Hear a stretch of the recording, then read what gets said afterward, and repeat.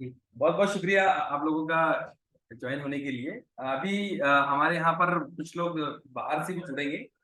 मेरी एक रिक्वेस्ट है, जो भी जुड़े खैर, और आप लोग भी, क्या आपका माइक जो है वो म्यूट रहे, क्योंकि ऑनलाइन सेशन के अंदर डिस्टरबेंस होने की वजह से आवाज की क्लैरिटी नहीं हो पाती है, लोगों को समझ में नहीं आता है। और चूंकि हम लोग दूर दूर बैठे हुए हैं, कोई पुणे में है तो कोई रत्नागिरी में, तो कोई उस्मानाबाद में है, तो कोई मुंबई में है। इसकी वजह से ये दूरिया को करीब लाने के लिए हमें थोड़ी तकलीफ सहनी पड़ती है। तो हम बस ये रिक्वेस्ट करें, मेरी आपसे है कि आप अपना माइक का पोजीशनिंग देख देख ले, हमेशा वो म्यूट रहे।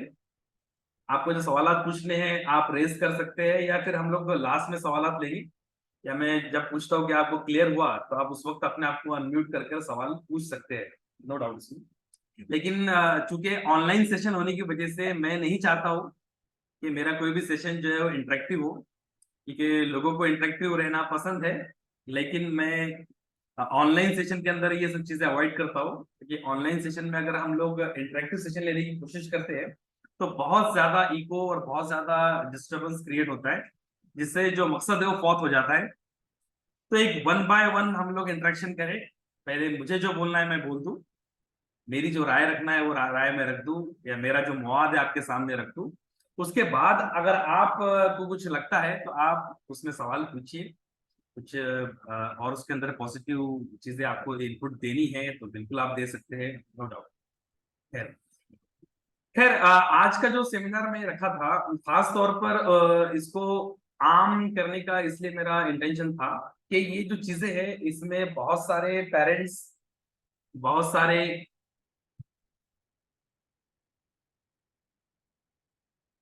बहुत सारे पेरेंट्स जिनको जरूरत है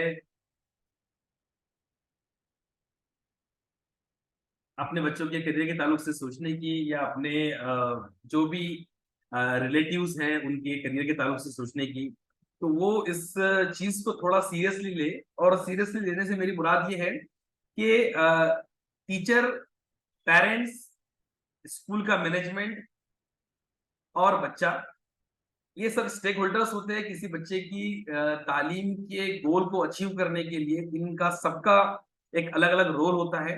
वो एक अलग अलग रोल अगर जस्टिफाई नहीं है, अगर एक इंसान भी अपना रोल ठीक से नहीं निभा रहा है, तो जैसे डेमोक्रेसी खतरे में आ जाती है, उसी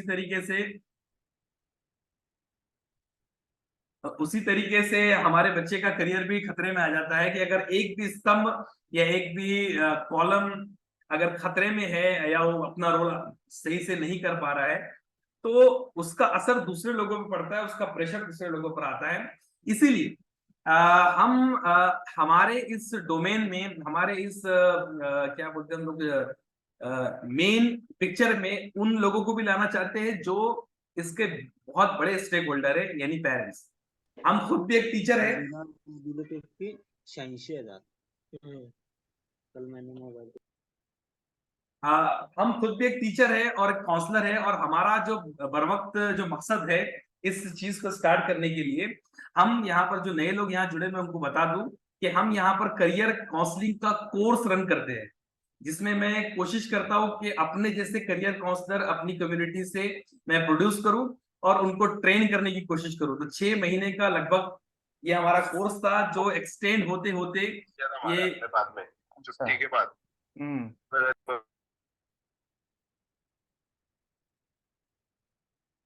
जो भी नए हजरात जुड़ रहे हैं वो अपने आपको म्यूट कर ले। खैर, बहुत मेरे उस्ताद लोग भी यहाँ जुड़े हुए हैं, जाकिर सर भी जुड़े हुए हैं, मैं शुक्रिया अदा करता हूँ उनका।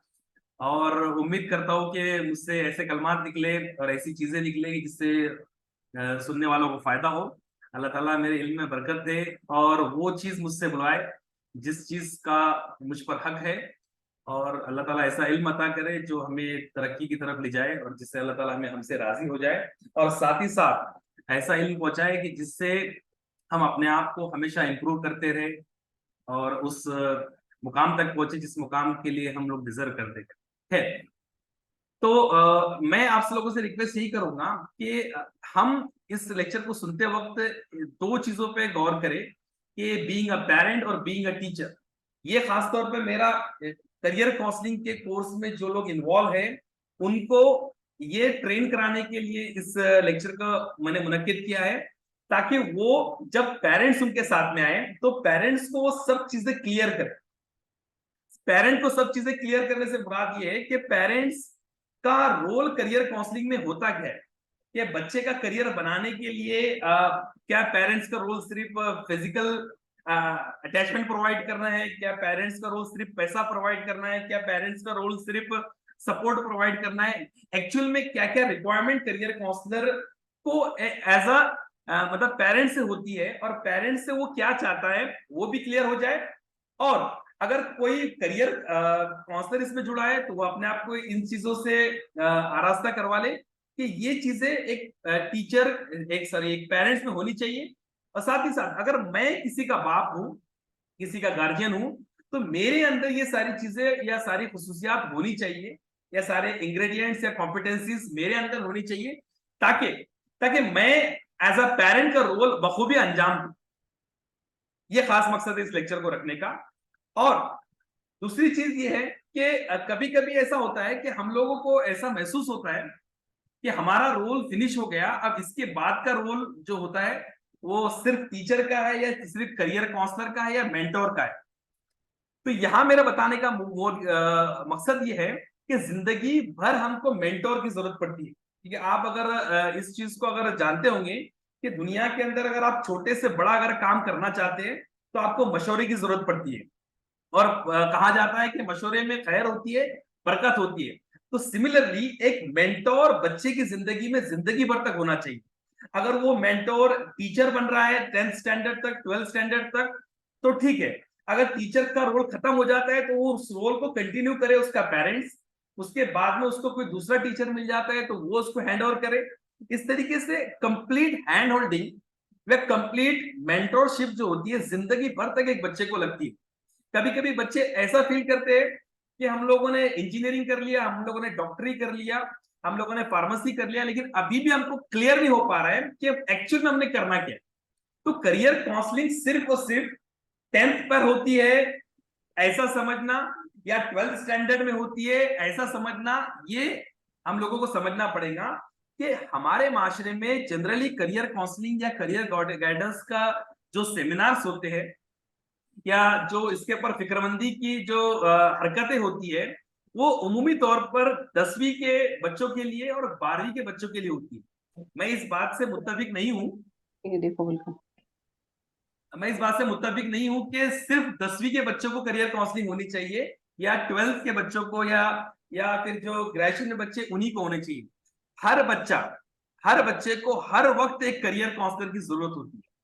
वो करियर काउंसलर एक वक्त में उसको एक एडवाइस देता है, एक वक्त में उसको रास्ता दिखाता है, एक वक्त में उसकी डिफिकल्टी में उसका रोल मॉडल बनकर, डिफिकल्टीज में उसका साथी बनकर वो सारी चीजों को दूर करता है, सारी डिफिकल्टीज को दूर करता है।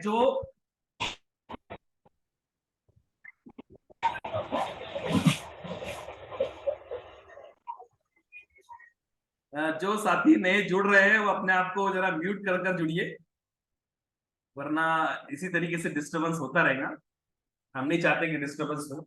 तो खैर, ये सब इस चीज का मैं तमीज बांधने की कोशिश कर रहा था कि आज का पर्टिकुलर लेक्चर, इसमें पेरेंट्स का रोल करियर के चूज करने में या करियर बनाने में बच्चे के किस तरीके से हो सकता है, हम कोशिश करेंगे कि इस टॉपिक को जस्टिफाई करें।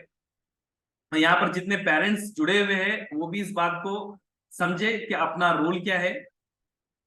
तो सबसे पहले मैं बताऊं कि हम लोगों ने यहाँ टॉपिक दिया हुआ है कि what is the role of parent in building child's career. एक बच्चे का करियर बनाने में पेरेंट्स का रोल क्या होता है, ये रखा हुआ है। तो हमको समझना सबसे बड़ी सेंट्रल थीम जो हमारी यहाँ पर है वो है करियर, कि व्हाट इज करियर, और करियर से मेरी मुराद क्या है, और अभी तक हम करियर को किस ढंग से लेते हैं। उमूमी तौर पर अगर बच्चों से पूछा जाए या पेरेंट्स से पूछा जाए कि करियर का मतलब क्या होता है, तो एक मोटा मोटा जवाब मिलता है कि हम फ्यूचर में क्या करने वाले हैं, फ्यूचर में किस तरीके से हम कमाएंगे ताकि हमारा गुजर बसर अच्छे से हो। और अगर हम सक्सेस पाना चाहते हैं तो हमको किसी भी एक चीज को चूज करना है, उसको करना, और वहां से आमदनी कर लेना, इसको करियर कहते हैं। लेकिन यहां मैं क्लेरिफाई करूं कि करियर का मतलब सिर्फ और सिर्फ एक पर्टिकुलर फील्ड को चूज कर उसमें अपने साल को वेस्ट करना या अपने साल को उसमें यूज करना, ये नहीं है। करियर का मतलब है कि जिस रास्ते को मैं चूज कर रहा हूं उसको इतना ध्यान से चूज करूं कि ये रास्ता मेरे लिए बना है और मैं इसके लिए बनाऊं। बहुत सारे लोगों के अंदर आप लोग देखोगे एक चीज पाई जाती है कि एक अगर टीचर है और उसमें अगर कम सुखन है वो, मैं इस बात से बहुत सारे लोग मुत्तफिक नहीं होंगे, लेकिन मैं मानता हूं कि वो टीचर जो बहुत ज्यादा कम बोलते हैं, अब टीचर कम बोलते हैं ये उसकी पर्सनैलिटी को कहीं ना कहीं सूट ही नहीं करता है। ये टीचर से जो रिक्वायरमेंट होती है और टीचर से जो मुतालबात होते हैं लोगों के, वो उसके लिए एक टीचर की पर्सनैलिटी, और वो कम बोलता है, वो एक्सट्रोवर्ट नहीं है, और उसके उस फील्ड के अंदर 25 साल 30 साल भी निकल गए, तो क्या हम इसको सक्सेसफुल करियर कहेंगे? ऐसे करियर में रहने से नुकसान ये होते हैं कि वो करियर में रहते तो रहे, लेकिन दिन पर दिन हर दिन उनकी मौत होती है, हर दिन उनको जिल्लत मिलती है, हर दिन उनको परेशानियों का सामना करना पड़ता है। जब भी वो बच्चों को फेस करते हैं या सामने क्लाइंट को फेस करते हैं तो वो डिफिकल्टीज होती है। कभी कभी ऐसा लगता है कि इस फील्ड में मैं आने से बेहतर कि मैं किसी दूसरी फील्ड को चूज कर लिया होता। तो गौर फिक्र का मामला यहां पर यह है कि करियर के ताल्लुक से जब भी मैं सोचूं या जब भी पेरेंट्स सोचे, तो मैं एक फाइनल डिसीजन लूं। आप इसके अंदर कोई एनोटेशन ना करें। जब भी मैं फैसला लूं तो मैं ये फैसला लूं कि इसके ताल्लुक से मैं ऐसा फैसला लूं जिस तरीके से मैं अपनी जिंदगी के बड़े बड़े मामला के अंदर गौर फिक्र करता हूं और एनालिसिस करता हूं। फॉर एग्जाम्पल, एक बच्चे से जब मैं पूछता हूं कि वो क्या बनना चाहता है, तो बच्चा बड़े बेतकल्लुफ अंदाज में बोलता है कि मेरे पेरेंट्स जो कहेंगे, और बरदरी वाले अंदाज में कहता है मेरे पेरेंट्स जो कहेंगे वही मैं कर लूंगा। लेकिन जब उससे किसी दूसरे सवालात हम लोग पूछते हैं, जब दूसरे सवाल हम मुझसे पूछते हैं कि भाई आप अपनी कपड़े खरीदते वक्त, अपने गैजेट खरीदते वक्त, क्या आप खुद कुछ स्टडी करते हैं या आपके पेरेंट्स ही आपके लिए सब कुछ कर देते हैं? तो बच्चा कहता है नहीं, मैं तो स्टडी करता हूँ, मैं तो रिसर्च करता हूँ कि पैंट कैसी होनी चाहिए, शर्ट कैसा होना चाहिए, आपका क्या बोलते हैं उसको, चूड़ीदार होनी चाहिए, प्लाजो होने चाहिए, जीन्स होनी चाहिए, what ever it may be. ऐसे सवालात की लिस्ट वो खुद बनाता है और रिसर्च करता है, और रिसर्च करने के बाद में अपने पेरेंट्स के पास आता है और पेरेंट्स को उसको खरीदने के लिए रिक्वेस्ट करता है और खरीदने के लिए जाता है। पेरेंट्स लास्ट में मोल भाव करते हैं और उसको वो चीज दिलवाते हैं। लेकिन यही चीज अगर जब उसके करियर पर आती है तो बच्चा करियर के ताल्लुक से बड़ा भोला हो जाता है और बड़ा मासूम हो जाता है और कहता है कि भाई मैं वही करूंगा जो मेरे पेरेंट्स कहेंगे। हमारा बच्चों को नाफरमा बरदार बनाने का कतई मकसद नहीं है। हमारा मकसद ये है कि जब आप छोटे मोटे फैसलों के अंदर अपनी नुमाइंदगी दिखाते हो, अपना रोल, अपना रिप्रेजेंटेशन दिखाते हो, उसी तरीके से करियर के ताल्लुक से वो सीरियसनेस का जो इंग्रेडिएंट्स है वो अगर आपके अंदर नहीं दिखता है, तो ये कहीं ना कहीं हम बच्चे के अंदर क्रिएट करने में नाकाम होते हैं। हम बच्चे में उसको लाड़ प्यार के अंदर इतना हद तक पहुंच जाते हैं कि उसमें जिम्मेदारी, उसमें रिस्पॉन्सिबिलिटी, उसमें डिसीजन मेकिंग स्किल, ये इस चीजों को इनवाइट नहीं कर पाते हैं, जिसके नतीजे में बच्चा हमेशा हमारी नजर में भी बच्चा होता है और दुनिया की नजर में भी वो बच्चा ही होता है। तो 21 साल का बच्चा जब जुर्म करता है, 22 साल का बच्चा जब जुर्म करता है, तो पेरेंट्स खुद कहते हैं सर ये तो बच्चा है। अब कानून के हिसाब से तो वो बच्चा नहीं है, जो भी रूल्स एंड रेगुलेशन 18 साल के बच्चे को लगते हैं वो एडल्ट वाले लगते हैं। लेकिन चूंकि हम ये समझते हैं कि हमारा बच्चा बच्चा है। अब वो बच्चा कब तक होता है? जब तक वो बूढ़ा नहीं हो जाता है हमारे लिए बच्चा होता है।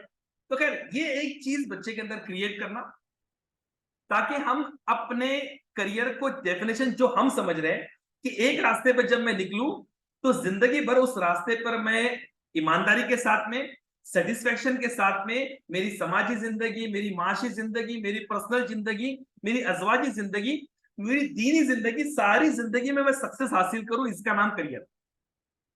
इसको अचीव करने के लिए हमारा मकसद एक्चुअली में होना चाहिए, ताकि मेरा बच्चा अगर डॉक्टर बन जाए तो समाज का जो असर है, समाज का जो हक है, वो भी अदा करे। मेरा बच्चा अगर इंजीनियर बन जाए तो वो सोशल में भी अपने आप को एक स्टैब्लिश करे, उसकी पर्सनल लाइफ भी एक हो, उसकी पर्सनल लाइफ भी सक्सेसफुल हो। ना कि ये कि बच्चा पीएचडी कर लिया लेकिन उसको अपनी वाइफ से किस तरीके से बात करनी ये नहीं आता है। बच्चा डॉक्टर बन गया, एमडी कर लिया, लेकिन दो दो तीन तीन डाइवोर्स बच्चे के हो गए। तो आप सोचिए कि ये सक्सेसफुल जिंदगी कैसे हो सकती है। एक बच्चे ने एमडी किया, एमएस किया, मेरे जानने वालों में भी कुछ ऐसे लोग हैं जो एमडी है या एमएस है, लेकिन उनकी अजवाजी जिंदगी जो है वो कहीं ना कहीं खराब हो गई। They don't know how to manage the personal life. उनको पर्सनल लाइफ किस तरीके से मैनेज की जाती है ये नहीं आता है, उनको किस तरीके से डील करते ये नहीं आता है, उनको किस तरीके से ट्रांजैक्शन करते ये नहीं आता है। तो हमारा मकसद ओवरऑल ये है कि बच्चे का सक्सेसफुल करियर बनाना सिर्फ उसको एमडी, एमएस, इंजीनियर, साइंटिस्ट बनाना नहीं है, उसके साथ साथ उसकी समाजी जिंदगी, उसकी अजवाजी जिंदगी और उसकी आने वाली जिंदगी भी कामयाब हो जाए। ये हम क्लियर कर ले तो ये बच्चे को डाइवर्ट करने में आसानी हो जाए, ताकि उसके लिए जो रिक्वायरमेंट होती है, उसको समाजियात सीखने में क्या रिक्वायरमेंट लगती है, उसको इंसानों को सीखने में क्या रिक्वायरमेंट लगती है, उसको साइकोलॉजी को समझने में क्या जरूरत होती है, कैसे वो सीखना है, इसको हम उसको गाइड कर सकते। हम जनरली क्या करते हैं, जनरली बच्चे को इन चीजों में गाइड करने की जरूरत महसूस नहीं करते। हम समझते हैं कि हमने अपना रोल अदा कर दिया, बच्चे के मार्क्स भी आ रहे हैं, बच्चे स्कोर भी कर रहा है, बच्चे का सिलेक्शन भी हो रहा है। लेकिन कहीं ना कहीं ऐसे कामयाब बच्चे अपने बगैर उमूर के ऊपर काम नहीं कर पाते हैं और अपनी जिंदगी के अंदर अनसक्सेसफुल हो जाते हैं, जो कि कम्युनिटी का बहुत बड़ा लॉस होता है। एक बच्चा अगर पीएचडी करने के बाद में सुसाइड कर रहा है, एक बच्चा अगर आईआईटी के लिए जा रहा है और वहां पर वो सुसाइड कर ले रहा है, एक बच्चा नीट की प्रिपरेशन कर रहा है और वो सुसाइड कर ले रहा है, तो आप बताइए, एक बच्चे से रिक्वायरमेंट थी कि वो डॉक्टर बन जाए, लेकिन रिजल्ट ये मिला कि उसने अपनी जिंदगी को तबाह कर लिया। और उस वक्त तबाह कर लिया जब पेरेंट्स अपनी इस बात को मानने को रेडी हो गए थे कि ये डॉक्टर नहीं बनेगा, अगर फिजियोथेरेपी भी कर लेता है तो भी चल जाएगा, लेकिन बच्चा हमको चाहिए। तो ये एहसास हमको जाने के बाद ना हो, पहले हो जाए, इसीलिए इस तरीके के सेशंस ऑर्गेनाइज आपके सामने मैं रखने की कोशिश कर रहा हूं। और इसमें मैं आपके सामने एक चीज पुट करूंगा कि करियर में समझाने की आपको कोशिश किया। अब role of a career counsellor क्या होना चाहिए, और जनरली हमारे यहां पर करियर काउंसलर किस तरीके से काम करते हैं। करियर काउंसलर का रोल क्या होना चाहिए असल लाइफ के अंदर, असल जिंदगी के अंदर, असल मानों में। Parent as a career counsellor किस तरीके से काम कर सकते हैं, और डिफरेंस हमको समझना चाहिए कि भाई काउंसलिंग और एडवाइस क्या होती है। जनरली हमारा एक अलमिया ये है कि हमारा कंफ्यूजन यहां पर ये है कि we don't know exact definition of career counselling. हमें करियर काउंसलिंग की एग्जैक्ट डेफिनेशन पता ही नहीं। हम लोग क्या समझते हैं कि भाई करियर काउंसलर मतलब एक आदमी आता है और वो 150 अलग अलग करियर ऑप्शंस बताता है, और या फिर इसके बरक से वो ये करता है, बच्चे को बोलता है कि आप ये चीज कर लीजिए, ये फला फला कोर्स कर लीजिए। तो मैं आपको बता दूं, काउंसलिंग में अगर आप करियर काउंसलिंग जोड़ रहे हैं तो उसमें एडवाइस बिल्कुल भी नहीं आनी चाहिए। एडवाइस देना करियर काउंसलर का काम नहीं है। करियर काउंसलर का काम यह है कि बच्चे के सामने वो सारी चीजें जो उससे मुंसलिक है, उससे जुड़ी हुई है, वो सारे ऑप्शंस के तस्करे उसके सामने कर दे। वो सारे ऑप्शंस के भलाइया, वो सारे ऑप्शंस के जो भी कॉन्सिक्वेंसेस हो सकते हैं, उसके फवाइद हो सकते हैं, उसके नुकसानात हो सकते हैं, वो सब बच्चों के सामने पेश करने की कोशिश करे जो भी मैक्सिमम पॉसिबल हो। वो होने के बाद करियर काउंसलर का रोल ये है कि वो बच्चे को इवेल्युएट करे। बच्चे को इवेल्युएट करने से मेरी मुराद ये है कि बच्चे की पर्सनैलिटी क्या है, बच्चा क्या चीज पसंद करता है, क्या चीज को नापसंद करता है, उसके स्ट्रॉन्ग पॉइंट क्या है, उसके वीकनेसेस क्या है, इस बात को समझे। और वो समझने के बाद में बच्चे से वो इन ऑप्शंस के बारे में अपना इंटरेस्ट जाहिर करवाए कि मैं इन ऑप्शंस में से मुझे ऐसा लगता है कि मेरी पर्सनैलिटी, मेरा एप्टीट्यूड, मेरा इंटरेस्ट, मेरा पैशन कहीं ना कहीं इस चीज के ऊपर लग रहा है सर। फिर उस चीज के ताल्लुक से वो अपनी रहनुमाई पेश करे कि उसके प्रोज एंड कॉन्स क्या होते हैं, उसका रोड मैप पेश करने की कोशिश करे और इस तरीके से करे। हमारी भी कभी कभी गलती होती है बहैसियत पेरेंट्स कि हम किसी के पास में अपने बच्चे को ले जाते हैं, तो बच्चे को ले जाने के बाद हम खुद कहते हैं कि सर इसको एडवाइस कीजिए। जब उसको एडवाइस करे तो वो एडवाइस हमने उससे रिक्वायरमेंट रखी, तो वो जो उसका आउटपुट देगा वो एडवाइस वाला ही देगा। वो अपने 3 ऑप्शंस बताता है और बोलता है कि आपके लिए ठीक है। कभी कभी उसके पास में इवेलुएट करने का मकसद टाइम भी नहीं होता है, बच्चे से बातचीत करने का टाइम नहीं होता है, बच्चे की बात सुनने का वक्त नहीं होता है, बच्चे का आई मूवमेंट, बच्चे का किस तरीके से हो रहा है, बच्चा नीचे देख रहा है, बच्चा कैनेस्थेटिक है, ऑडिटरी है, क्या है, वो कुछ नहीं समझ पाता है। और उस वक्त में हम उसको स्पॉन्टेनियसली बोलते हैं कि मेरे बच्चे की करियर काउंसलिंग करो, तो वो मजबूरन एक कुछ एडवाइसेस दे देता है। तो मेरा मकसद ये है कि जब भी हम करियर काउंसलिंग की बात करें तो उसमें एडवाइस का नाम ना हो, उसमें ये चीज हो कि करियर बच्चे से निकालना है मुझे। बच्चा चाहे आपका छोटा कोर्स करे, चाहे वो नर्स बन जाए, चाहे वो आईआईटी का इंजीनियर बन जाए, चाहे वो फिजियोथेरेपी करे, चाहे वो एमडी एमएस करे, लेकिन वो उसकी पर्सनैलिटी के हिसाब से होना चाहिए, उसके एप्टीट्यूड के हिसाब से होना चाहिए। अगर ऐसा होता है तो बच्चा खुश होता है, और बच्चा जब खुश होता है तो तरक्की के नए नए मौके उसके सामने आते हैं। मैं आपके सामने बता दूं कि एक एक बच्चे को मैं जानता हूं जो बीयूएमएस है, और बीयूएमएस होने के बावजूद उसका बंबई में जो है वो बहुत बड़ा दवाखाना है, बहुत बड़ा हॉस्पिटल है।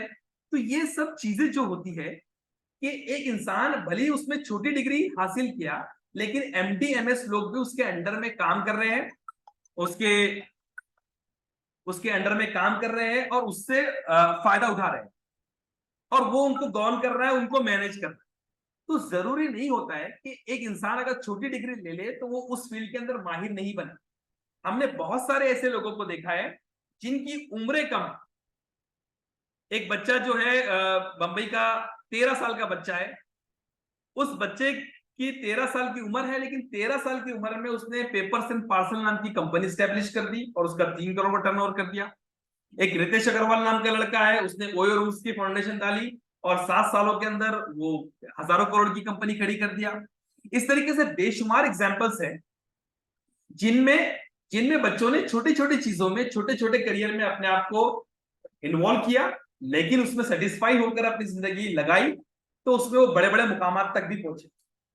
बहुत सारे बिजनेसमैन ऐसे हैं जिनकी तालीमात 10th स्टैंडर्ड 12th स्टैंडर्ड भी नहीं, लेकिन वो उसमें भी अपने करियर में इन्वॉल्व हुए और जिंदगी में कामयाब हुए।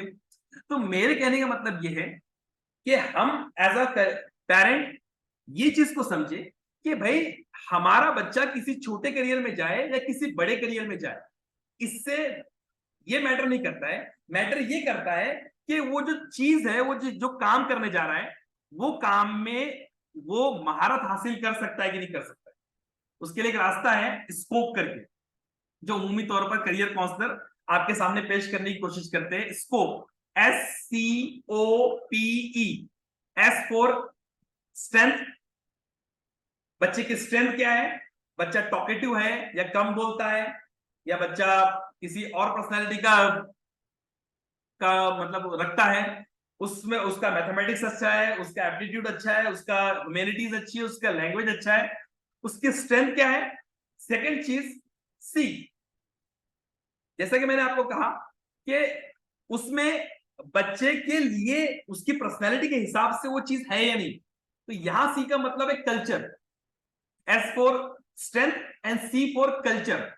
क्या बच्चा जो चीज करने के लिए कह रहा है, या हम जिस बच्चे को करियर के बारे में उसको उसमें डालने की कोशिश कर रहे हैं, तो क्या वो अपने कल्चर को सेटिस्फाई करता है।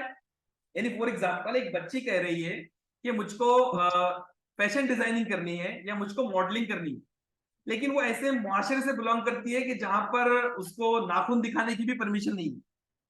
तो क्या वो कल्चर में वो करियर करने के बाद में फिट हो सकती है। या फिर मैं कोशिश कर रहा हूं कि अभी देखो यहाँ पर छोटे छोटे शहरों की जब मैं बात लूं, तो छोटे शहरों के अंदर करियर जो होता है, छोटे छोटे शहरों के अंदर आप अगर आप इसको ऑब्जर्व करेंगे तो आर्किटेक्ट जो होता है, आर्किटेक्ट का रोल बड़ा कम होता है, लेकिन ऐसे इलाकों के बच्चे भी कभी कभी आर्किटेक्ट करने के बारे में सोचते हैं। अब उनका अगर मकसद ये है कि उनकी पर्सनैलिटी आर्किटेक्ट के लिए है और वो आर्किटेक्ट करने की कोशिश कर रहे हैं, लेकिन कल्चर उसको सेटिस्फाई नहीं कर रहा है। कल्चर क्या कह रहा है कि यहाँ पर लोग आर्किटेक्ट की जरूरत ही महसूस नहीं करते, तो क्या वो उसके लिए ठीक है? बहुत से पेरेंट्स ऐसे होते हैं जिनकी खुद की करोड़ों की दौलत होती है, करोड़ों का बिजनेस होता है, और वो अपने बच्चे को एक ऐसी चीज करवाते हैं जिसका जो एंड पॉइंट है वो जॉब ही है। वो बच्चे को कोई डीएड करवा लेंगे, बीएड करवा लेंगे, या फिर कोई छोटा मोटा कोर्स करवा लेंगे। अब आपकी दौलत है तो आपको ये देखना है कि आपका कल्चर, आपकी सराउंडिंग उसको फिट कर रही है कि नहीं कर रही। अगर एक बच्चा बहुत ही ज्यादा अमीर खानदान में है तो वो चार्टर्ड अकाउंटेंट बने ताकि अपने अपने बच्चे को, अपने पेरेंट्स को अलग से सपोर्ट कर सके, या वो कानून की जानकार बने, एडवोकेट बने। अगर वो एडवोकेट बनता है, उसके घर वालों के पास में पैसा भी है, तो अपने घर के जो एसेट्स है उसको बचाने में, उसको बढ़ाने में कानूनी जो मदद हो सकती है वो प्रोवाइड कर सकता है। इन चीजों को ख्याल नहीं रखते हुए हमारे यहाँ के जो अमीर लोग होते हैं, वो अमीर लोग भी अपने बच्चों को उन्हीं करियर में डालते हैं जिसमें गरीब लोग डाल रहे हैं।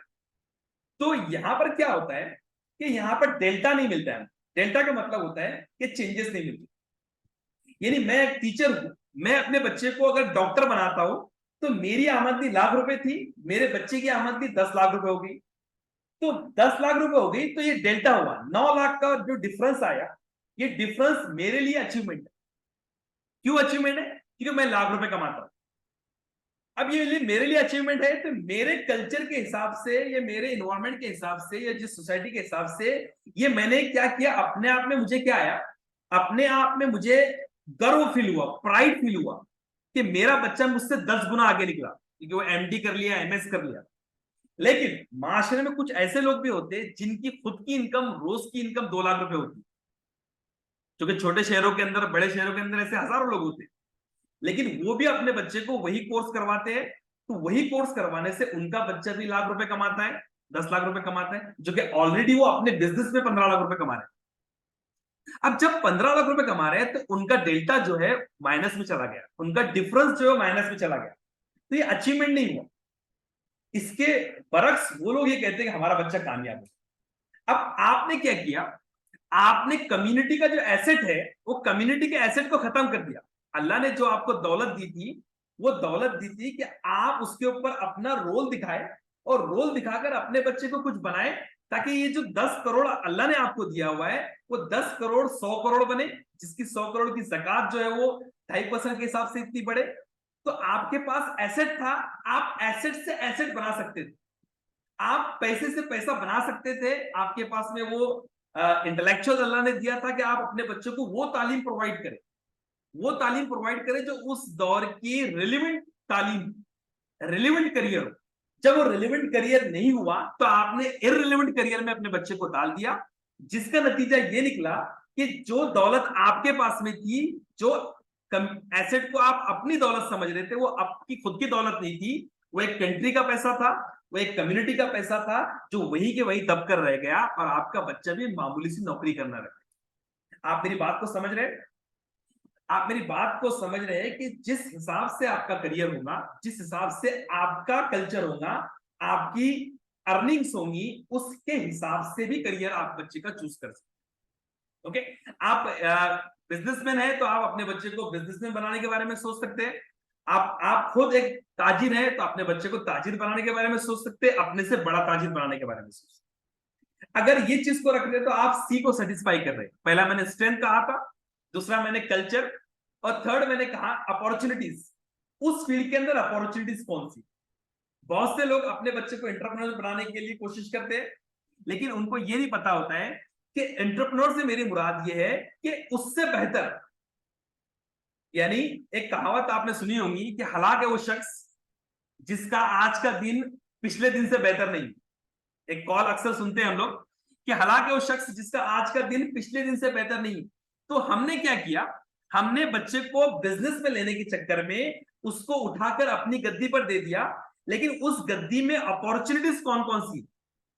मैं अपने बिजनेस में बच्चे को ले रहा हूं, मैं बच्चे के लिए फला फला डॉक्टरी का करियर तो सुन रहा हूँ, लेकिन उसमें नंबर ऑफ अपॉर्चुनिटीज कौन कौन सी है वो बच्चे के सामने अगर मैंने उजागर कर दिया तो उसके नतीजे कुछ और होंगे। फॉर एग्जाम्पल, अगर मैं ताजिर हूं, मैं लाख रुपए कमाता हूं, तो आज के दौर में बिजनेस किस तरीके से चल रहा है, किस तरीके से स्टार्टअप बिल्ड हो रहे हैं, किस तरीके से स्टार्टअप काम कर रहे हैं, किस तरीके से आपका लॉस लीडरशिप काम कर रही है, किस तरीके से नुकसान में रहकर भी कंपनी को फंडिंग मिल जाती है, ये सब चीजें, ये अपॉर्चुनिटीज अगर उसको दिखाओ तो मेरा बच्चा अपने बिजनेस के अंदर स्टार्टअप इन्वॉल्व कर कुछ दूसरे अपॉर्चुनिटीज के बारे में सोचे कि ये अपॉर्चुनिटीज मेरे फील्ड में है। मैं बिजनेस तो कर रहा हूं, मैं सिर्फ पुरानी गाड़ियों का बिजनेस कर रहा हूं, मेरे पास सिर्फ केले का बिजनेस है, मेरे पास सिर्फ आम का बिजनेस है, लेकिन इसको मैं एक्सपोर्ट लेवल पर, इसको मैं एक्सपोर्ट भी कर सकता हूं, मैं इससे कुछ दूसरी चीजें भी निकाल सकता हूं, इसको प्रोसेस भी कर सकता हूं। ये सारी अपॉर्चुनिटीज के लिए हमें करियर को चूज करना होता है कि भाई मैं उस चीज के अंदर और कौन सी अपॉर्चुनिटीज है जिससे मैं अपने आप को, अपनी वेल्थ को मल्टीप्लाई कर सकूं। आप जाने, आप इस बात को माने या ना माने, लेकिन कहीं ना कहीं पैसा कमाने के बारे में फाइनेंशियल लिटरेसी जो हमारे बच्चों को हमको देनी चाहिए। पैसा कमाने पे आपको पाबंदी नहीं है, लेकिन कभी कभी हम लोग पैसा कमाने की स्किल या फाइनेंशियल लिटरेसी जो होती है, यानी पैसा किस तरीके से बढ़ता है, किस तरीके से कंपाउंड इफेक्ट होता है, ये बच्चे को सिखाने में कहीं ना कहीं नाकामयाब होते हैं, जिसकी वजह से, जिसकी बदौलत ये होता है कि बच्चा हमारा काबिल बन जाता है लेकिन फाइनेंशियली लिटरेट नहीं बन पाता है, उसको नफा और नुकसान समझता नहीं। तो ये सब चीजों के लिए हमें सही करियर का रास्ता जो मैंने बताया आपको, एस फॉर स्ट्रेंथ, बच्चे की स्ट्रेंथ पहचानना, उसका कल्चर से रिलेटेड करियर प्रोवाइड करना, सी, और ओ मैंने बताया अपॉर्चुनिटीज, और फोर्थ आता है अगर स्ट्रेंथ भी आइडेंटिफाई कर लिए, उसको कल्चर के हिसाब से भी रूट कर दिया, अपॉर्चुनिटीज भी पहचान में आ गई, अब यह आता है कि बच्चे का पैशन उससे मैच खाना चाहिए। क्या बच्चे का जुनून, क्या बच्चे का पैशन जो है उस चीज में है या नहीं है, या डेवलप किया जा सकता है। कभी कभी पैशन को डेवलप भी किया जा सकता है, अगर इंटरेस्ट है तो उस इंटरेस्ट को, एक किताब है 10,000 घंटे, मैं अक्सर उसका रेफरेंस देता हूं। वो किताब में ऑथर कहता है कि अगर किसी एक चीज पे आपने जिंदगी के 10,000 घंटे लगा दिए, अगर आपने आपके इंटरेस्ट पर 10,000 घंटे सर्व कर दिए, तो आप उस फील्ड के वर्ल्ड क्लास बन जाते हैं। यानी सचिन तेंदुलकर को 14 साल की उम्र में यह एहसास हो गया कि वो, क्रिकेट उसका इंटरेस्ट है, जब वो क्रिकेट की प्रैक्टिस करता था तो 16-16 घंटे तक प्रैक्टिस करना, यानी अपने इंटरेस्ट को इतने घंटे प्रोवाइड कर देना ताकि वो 10,000 घंटे लग जाए। 10,000 घंटे लगने के बाद जो उसका इंटरेस्ट है वो कन्वर्ट हो जाता है पैशन में, यानी मैं काम करते वक्त थकता ही नहीं हूं। आप मुझे बोलो सुबह से लेकर शाम तक बोलना है तो मैं थकूंगा नहीं। I have tried multiple businesses, I have tried multiple businesses, मैंने बहुत सारे बिजनेसेस किया, मैंने बहुत सारे अलग अलग जॉब किया, but I am not getting satisfied. मैं अपने जाती एग्जांपल आपको बता रहा हूं, I am not getting satisfied. Why? Because I love to speak, I love to deliver the things. मैं बोलना पसंद करता हूं, मुझे पैशन है कि लोगों के प्रॉब्लम साइकोलॉजी के ऊपर काम करना। आई am not getting the satisfaction, मैं सेटिस्फेक्शन नहीं ले पा रहा हूं। मतलब क्या है कि मुझे काम करना पड़ेगा अपनी उन चीजों के ऊपर जो मेरा पैशन है। मेरा पैशन बोलना है, तो अगर मैं पैशन में करियर बनाऊं तो आई विल बी सेटिस्फाइड। मैं भले लाख के बजाय 10,000 कमाऊं, लेकिन मैं सुकून के साथ में अपनी लाइफ को गुजार सकता हूं। अब जब सुकून के साथ में लाइफ गुजरती है तो स्ट्रेस कम होता है, स्ट्रेस कम होता है तो यहाँ पर फार्मासिस्ट लोग भी जुड़े हुए, वो बता सकते हैं कि स्ट्रेस कम होता है तो आपके दूसरी जो बीमारी है, ब्लड प्रेशर, आपका कोलेस्ट्रॉल सारी चीजें खत्म हो जाती है, आपकी लाइफ जो है वो खुशगवार हो जाती है। और सक्सेसफुल करियर से मेरी मुराद वही है कि आपकी लाइफ में इनकम के साथ साथ हैप्पीनेस भी है। अगर हैप्पीनेस नहीं है तो आप मतलब नहीं, आपके साथ आप कमा रहे हैं लेकिन अपने पेरेंट्स को वक्त नहीं दे पा रहे, अपने बच्चों को वक्त नहीं दे पा रहे, या फिर आपने रिलेटेड लोगों को वक्त नहीं दे पा रहे, तो आपने कुछ हासिल नहीं किया। इसीलिए जरूरी हो जाता है कि हम लोग पैशन को भी उसके अंदर इन्वॉल्व करें, और उसके साथ लास्ट चीज जो मैंने कहा, इन्वायरमेंट, कि मेरे आसपास की चीजें उसको सेटिस्फाई करती है कि नहीं करती, मेरे आसपास की चीजें, मेरे आसपास उतने रिसोर्सेस प्रोवाइड करने के लिए है कि नहीं, उतना मैं कैपेबल हूं कि नहीं। अगर मैं आर्मी में जाने के बारे में सोच रहा हूं तो मेरा फिजिक्स वैसा है या नहीं, अगर मैं PSI बनने की कोशिश कर रहा हूं तो क्या मैं उसको उसके जॉब प्रोफाइल को सेटिस्फाई करता हूं क्या? अगर मैं डॉक्टरी के बारे में सोच रहा हूं तो क्या मैं उतने दिनों तक एफर्ट कर सकता हूं क्या? उतना मेरे में पैशन है क्या? उतना मेरे में डेडिकेशन है क्या? उतना मैं हाँ उतना मैं यकसुई के साथ में काम कर सकता हूं क्या? अगर मैं यकसुई के साथ में काम नहीं कर सकता हूं, अगर मैं एनवायरमेंटल ही उसको सेटिस्फाइड नहीं करता हूं, तो मुझे उसके ताल्लुक से नहीं सोचना चाहिए। तो एक सक्सेसफुल करियर काउंसलिंग का जो प्रोसेस मैंने कहा आपको, अगर आप पेरेंट्स हैं तो तलाश कीजिए strength, culture, opportunities, passion and environment related to that. अगर इन चीजों का मुलविस अगर हम बच्चे के सामने करियर पेश करते हैं तो हमको आसानी हो जाती है बच्चे को उस मुकाम तक पहुंचाने के लिए जो मुकाम की दुआ हम लोग अल्लाह से कर चुके हैं, जो हमारा विजन। अगर नहीं है तो हमको सोचना पड़ेगा। ओके, इसके लिए क्या होता है कि कभी कभी हमको बहुत सारी चीजें पढ़नी पड़ती है, बहुत सारी चीजों के बारे में नॉलेज इकट्ठा करना होता है। अब हम रॉकेट साइंस तो नहीं है, हमारे यहाँ पर पेरेंटिंग की कोई स्कूल नहीं होते। आप में से कोई ऐसा इंसान है जिसने पेरेंटिंग के कोई कोर्स किया हो 6 महीने का, 8 महीने का? सबको बच्चे हैं, मुझे भी 3 बच्चे हैं, और यहाँ पर लगभग सब लोगों को कोई ना कोई एक दो अल्लाह के करम से। और ये अल्लाह का बहुत बड़ी नेमत है, अल्लाह की बहुत बड़ी खुशी है जो अल्लाह ताला ने हमको नसीब की हुई है। और यहाँ पर जितने लोग हैं सब पेरेंट्स हैं अल्हम्दुलिल्लाह। ये बहुत बड़ी नेमत अल्लाह की है और बहुत बड़ी खुशी अल्लाह की है, जो अल्लाह ताला ने जो हैप्पीनेस हमको दिया। जब बच्चा पैदा होता है तो एक पेरेंट्स की आंखों में जो खुशी होती है और जो प्राउड फील होता है, और जो एक लाइफ की जो कंप्लीटनेस महसूस होती है या मीनिंगफुल लाइफ प्रोवाइड होती है हमको, तो वो भले उसके लिए हमको रात रात भर मेहनत करनी पड़े, दिन दिन भर तक के फील्ड पर काम करना पड़े, उस चीज को इंसान बर्दाश्त करता है। क्यों? कि वो चीज प्रोवाइड की गई, वो चीज खुशी वाली चीज।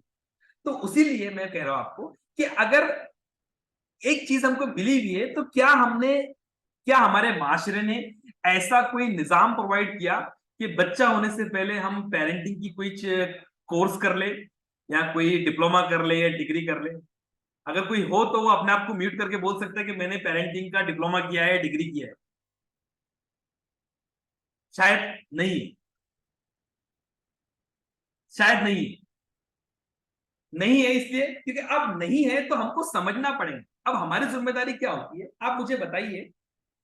क्या यहाँ पर कुछ लोग मुझे अगर जबान से बोल देंगे तो अच्छा होगा। यहाँ पर गियर वाली बाइक सीखे हुए लोग कोई है जिनको गियर वाली बाइक आती है या कार आती है?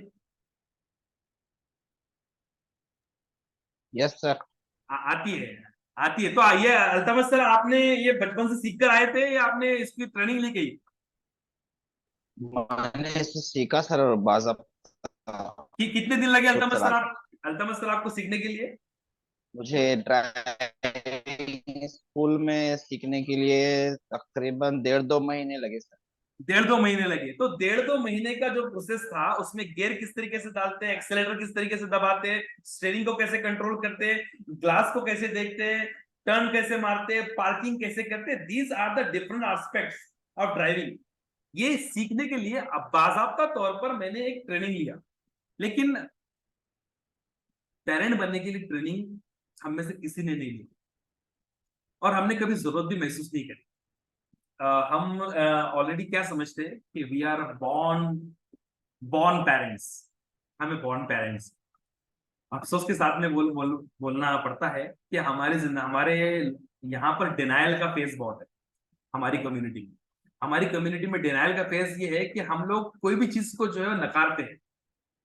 अगर मैं कह रहा हूँ कि भाई ये चीज तो जरूरत नहीं है, आपको ये सीख लेना चाहिए, बस जरूरत नहीं है, आई नो समथिंग, सबको सब आता है। तो उसी तरीके से पेरेंट्स को भी सब आता है।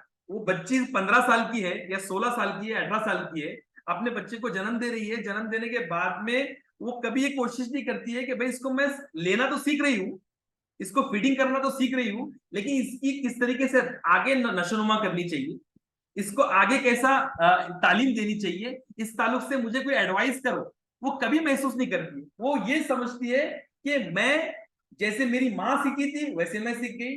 बच्चा कहता है जैसा मेरे वालिद साहब सीखे थे मैं सीख गया, और बाज़ाब्ता तौर पे मुझे कोई जरूरत नहीं। जिसके कॉन्सिक्वेंसेस क्या होते हैं? जिसके कॉन्सिक्वेंसेस ये होते हैं कि बच्चों से वो अल्फाज हम लोग कह देते हैं जो अल्फाज नहीं बोलने चाहिए। बच्चों की सेल्फ स्टीम को बढ़ाने के लिए कभी कभी हम लोगों को कुछ सेंटेंस कहते हैं, ए ये कर ले, तेरे को कुछ नहीं आता है, तू ऐसा ही है। अब हमारा इंटेंशन ये है, हमने उसके अंदर डिलीशन का इस्तेमाल किया।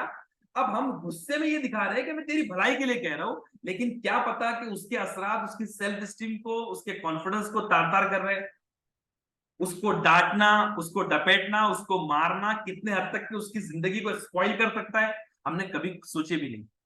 और नफ्सियाती तौर पर उसके रिजल्ट्स क्या है मैं आपको बताता हूं आगे। इसलिए जैसा कि अल्तमस सर ने ड्राइविंग सीखने के लिए कोचिंग क्लासेस लगाए थे या उसके ड्राइविंग स्कूल लगाए थे, उस तरीके से हम यहाँ पर कोशिश करेंगे कि हम लिटिल बिट बच्चे की साइकोलॉजी समझने के लिए, देखो जब मैंने कल्चर कहा ना और जब मैंने स्ट्रेंथ कहा, मैंने मोटे मोटे लफ्जों में आपको करियर काउंसलिंग बताया कि किस तरीके से करियर काउंसलिंग होनी चाहिए। उसकी स्ट्रेंथ पे काम करना चाहिए, उसकी स्ट्रेंथ को पहचानना चाहिए, उसके कल्चर को पहचानना चाहिए, उसकी अपॉर्चुनिटीज को पहचानना चाहिए, उसके पैशन में कन्वर्ट करना चाहिए, इंटरेस्ट को, एनवायरमेंट। अब इनको समझने के लिए आप गौर कीजिए कि रिक्वायरमेंट क्या है।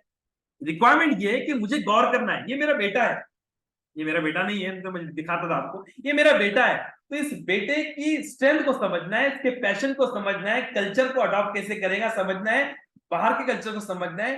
मतलब मुझे इल्म में नफ्सियात आनी चाहिए, मुझे साइकोलॉजी आनी चाहिए, मुझे साइकोलॉजी समझनी चाहिए कि ये काम कैसे करता है।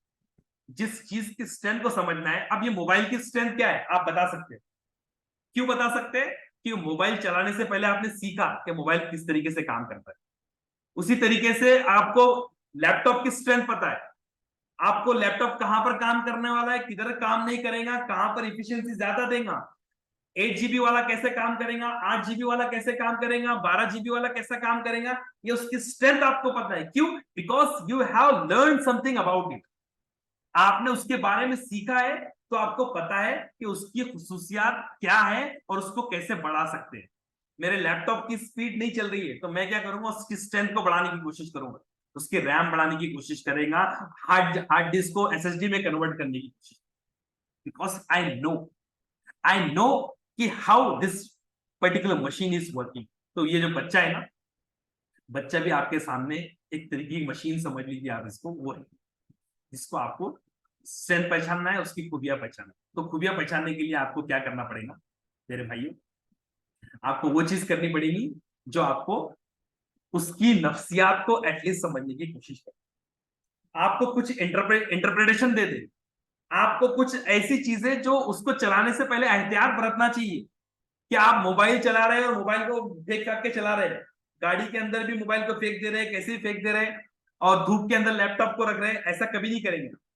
अगर आपको उसकी जसामत पता है, उसकी खूबियां पता है, उसकी प्रॉपर्टीज पता है, तो मुझे ये जानना जरूरी है कि बच्चे का जब दिमाग किस तरीके से काम करता है और माइंड जो होता है किसी इंसान का वो कैसा होता है, ये समझना बहुत जरूरी है। मेरा बच्चा है, जाहिर सी बात है मेरे बच्चे में भी मेरे जैसा दिमाग होगा, और उम्मी तौर पर इंसानों का दिमाग किस तरीके से काम करता है। दो हिस्से होते हैं, दो लेयर्स होती है दिमाग की, कॉन्शियस माइंड और सबकॉन्शियस। कॉन्शियस माइंड का मतलब ये है कि मैं यहां पर बैठा हूं और आपके सामने अपनी इंटेलेक्चुअल का नमूना पेश कर रहा हूं। कैसे नमूना पेश कर रहा हूं? आपको मैंने बुलाया 34 लोगों को, और 34 लोगों को बुलाने के बाद में मैं अचानक से अपने शर्ट के बटन खोल दूं। अगर अचानक से मैं अपनी बटन के शर्ट खोल दूं और मैं बनियान पे आपको सेमिनार देना शुरू करूं, या अचानक से अपना शर्ट उतार कर गांगुली के जैसा नाचना शुरू कर दूं, तो आप क्या कहेंगे? भाई आपका कॉन्शियस माइंड ठिकाने पे नहीं है सर, आपको नहीं समझता है। आपने 34 लोगों को इनवाइट किया कि एक सेमिनार सुनिए, और आप उसके अंदर ऐसी हरकतें कर रहे हैं। क्या आपकी कुछ स्क्रू ढीला है? कॉन्शियस माइंड का मतलब ये होता है कि प्रेजेंट में हु एम आई एम, मैं कौन, हु एम आई, मैं कौन हूं और मैं क्या कर रहा हूं, इस बात का एहसास होना, ये होता है आपका शऊरी दिमाग की हाजिरी। आप में शऊरी दिमाग है, इस बात की दलील ये है कि आपको बर वक्त में क्या चल रहा है वो समझ रहा है और उसमें कैसे रिस्पॉन्ड करना है। सबकॉन्शियस माइंड क्या होता है? और ये दिमाग का 10% होता है जो डिसीजन मेकिंग के अंदर रोल जिसका होता है, 90% जो होता है, 90% हिस्सा जो होता है सबकॉन्शियस माइंड होता है, जिसको उर्दू में कहते हैं या हिंदी में कहते हैं अवचेतन मन या लाशऊरी दिमाग, जो कहीं ना कहीं डिपेंड करता है आपके फ्यूचर पर, मुझे क्या बनना है और मैं क्या हूं, मैं क्या था, who did I use to be, मैं क्या हुआ करता था। तो ये इंट्यूशन वाले सवाल जो होते हैं, ये जो कौन करते हैं, ये लाशऊरी दिमाग होता है। यानी मैं इसकी सादे लफ्जों में आपको समझाने की कोशिश करूं अगर, तो बच्चा जब मां के पेट में होता है, जब मां के वूम में होता है, तब से उसका सबकॉन्शियस माइंड काम करना शुरू कर देता है। इसीलिए आपने सुना होगा कि माओ को क्या कहा जाता है, अगर माए प्रेग्नेंट है तो उनको क्या कहा जाता है, उनको एडवाइस क्या दी जाती है कि आप अच्छी अच्छी किताबें पढ़ो, आप कुरान शरीफ की तिलावत करो, आप अच्छे अच्छे प्रॉब्लम सॉल्व करो, आप अच्छे अच्छे फोटोज देखो, ताकि उसके असरात जो है बच्चे के जहन पर होंगे, बच्चे की पर्सनैलिटी के ऊपर होंगे। ओके, जब बच्चा पैदा हो जाता है, पैदा होने के बाद भी उसका सबकॉन्शियस माइंड ही एक्टिव होता है, जिसको हम बचकाना दिमाग कहते हैं। वो सारी बातों को कैप्चर करता है, सारी बातों को कैप्चर करता है, लेकिन रिस्पॉन्ड नहीं करता है। अब वो उसको खुद को भी पता नहीं होती कि बातें वो लिख रहा है और वो बातें उसके जहन में दफन हो रही है। फॉर एग्जाम्पल के तौर पे मैं बताऊं आपको, एक बच्चे के सामने मैं कह रहा हूं अपनी बीवी को, ए बेवकूफ बीवी, तूने खाने में नमक ज्यादा डाल दी, क्या तेरे माँ बाप ने तुझको नमक डालने नहीं सिखाया, और इसकी वजह से मेरा झगड़ा होता है। अब ये 1.5 साल का बच्चा ये सब देख रहा है, 1.5 साल का बच्चा ये देख रहा है, वो इंसिडेंसेस को नोट कर रहा है। देखो दिमाग क्या करता है, इनिशियल स्टेज में बच्चा 400 वर्ड सीखता है पर डे। उसकी अर्ली चाइल्डहुड जो होती है, 8 साल तक बच्चा रोज के 300 से 400 नए वर्ड्स को याद कर सकता है। इसीलिए आपने देखा होगा कि 4 से 8 साल की उम्र बेस्ट होती है कुरान को हिफ्ज करने के लिए या किसी भी चीज को याद करने के लिए। मैं अभी कुरान को याद करना मेरे लिए डिफिकल्ट हो सकता है, लेकिन 4 साल से 8 साल के बीच में बहुत फटाफट याद होता है। तो बच्चा क्या कर रहा है, उसको नोट कर रहा है और लिख रहा है। इंसिडेंट हुआ कि खाने में नमक ज्यादा हो गया या खाने में बाल आ गया, अब्बा ने रिस्पॉन्ड क्या किए, अब्बा ने रिस्पॉन्ड गुस्से के साथ में किए, अम्मी ने गुस्से को क्या किए, गलती अम्मी से हुई लेकिन अम्मी ने एक्सेप्ट नहीं किए, अम्मी ने रिस्पॉन्ड किए कि अम्मी ने भी गुस्सा किए, बच्चे ने उसको भी लिखा, उसको लिखकर चिड़ बनाकर अंदर डाल दिया। बच्चा सिर्फ देख रहा है। हम बोलते हैं बच्चे को क्या समझ रहा है, बच्चे को कुछ नहीं समझता है, लेकिन उसका सबकॉन्शियस माइंड बहुत एक्टिव है। जो फ्यूचर में वो क्या बनेगा और पास में वो क्या था, उसको सब कंट्रोल हो सकता है। सबकॉन्शियस माइंड का इतना पावर है कि वो दुनिया के अंदर इम्पॉसिबल चीजों को भी पॉसिबल बना सकता है अगर उसने ठान लिया। अब वो बच्चा सोच रहा है, बच्चे में चला गया। अब बच्चा बड़ा हो रहा है, बच्चा बड़ा हो रहा है, कितना बड़ा हो रहा है, बच्चे की शादी हो गई, बच्चे की शादी हो गई, बच्चे की वाइफ ने भी खाना पकाई, खाने में नमक आया। अब नमक आने के बाद में स्पॉन्टेनियसली उसका भी वही नतीजा निकलेगा, उसका भी वही रिएक्शन आएगा जो उसके उस वक्त उसके वालिद साहब का था। उसके वालिद साहब का ये था, उसके पास रेफरेंस है, नमक ज्यादा हुआ तो अंदर से आवाज आई कि गुस्सा करना है, उसने गुस्सा किया, वापस से उसकी बीवी ने रिस्पॉन्ड की और ये सारी चीजें हुई। उसको याद करने की जरूरत नहीं।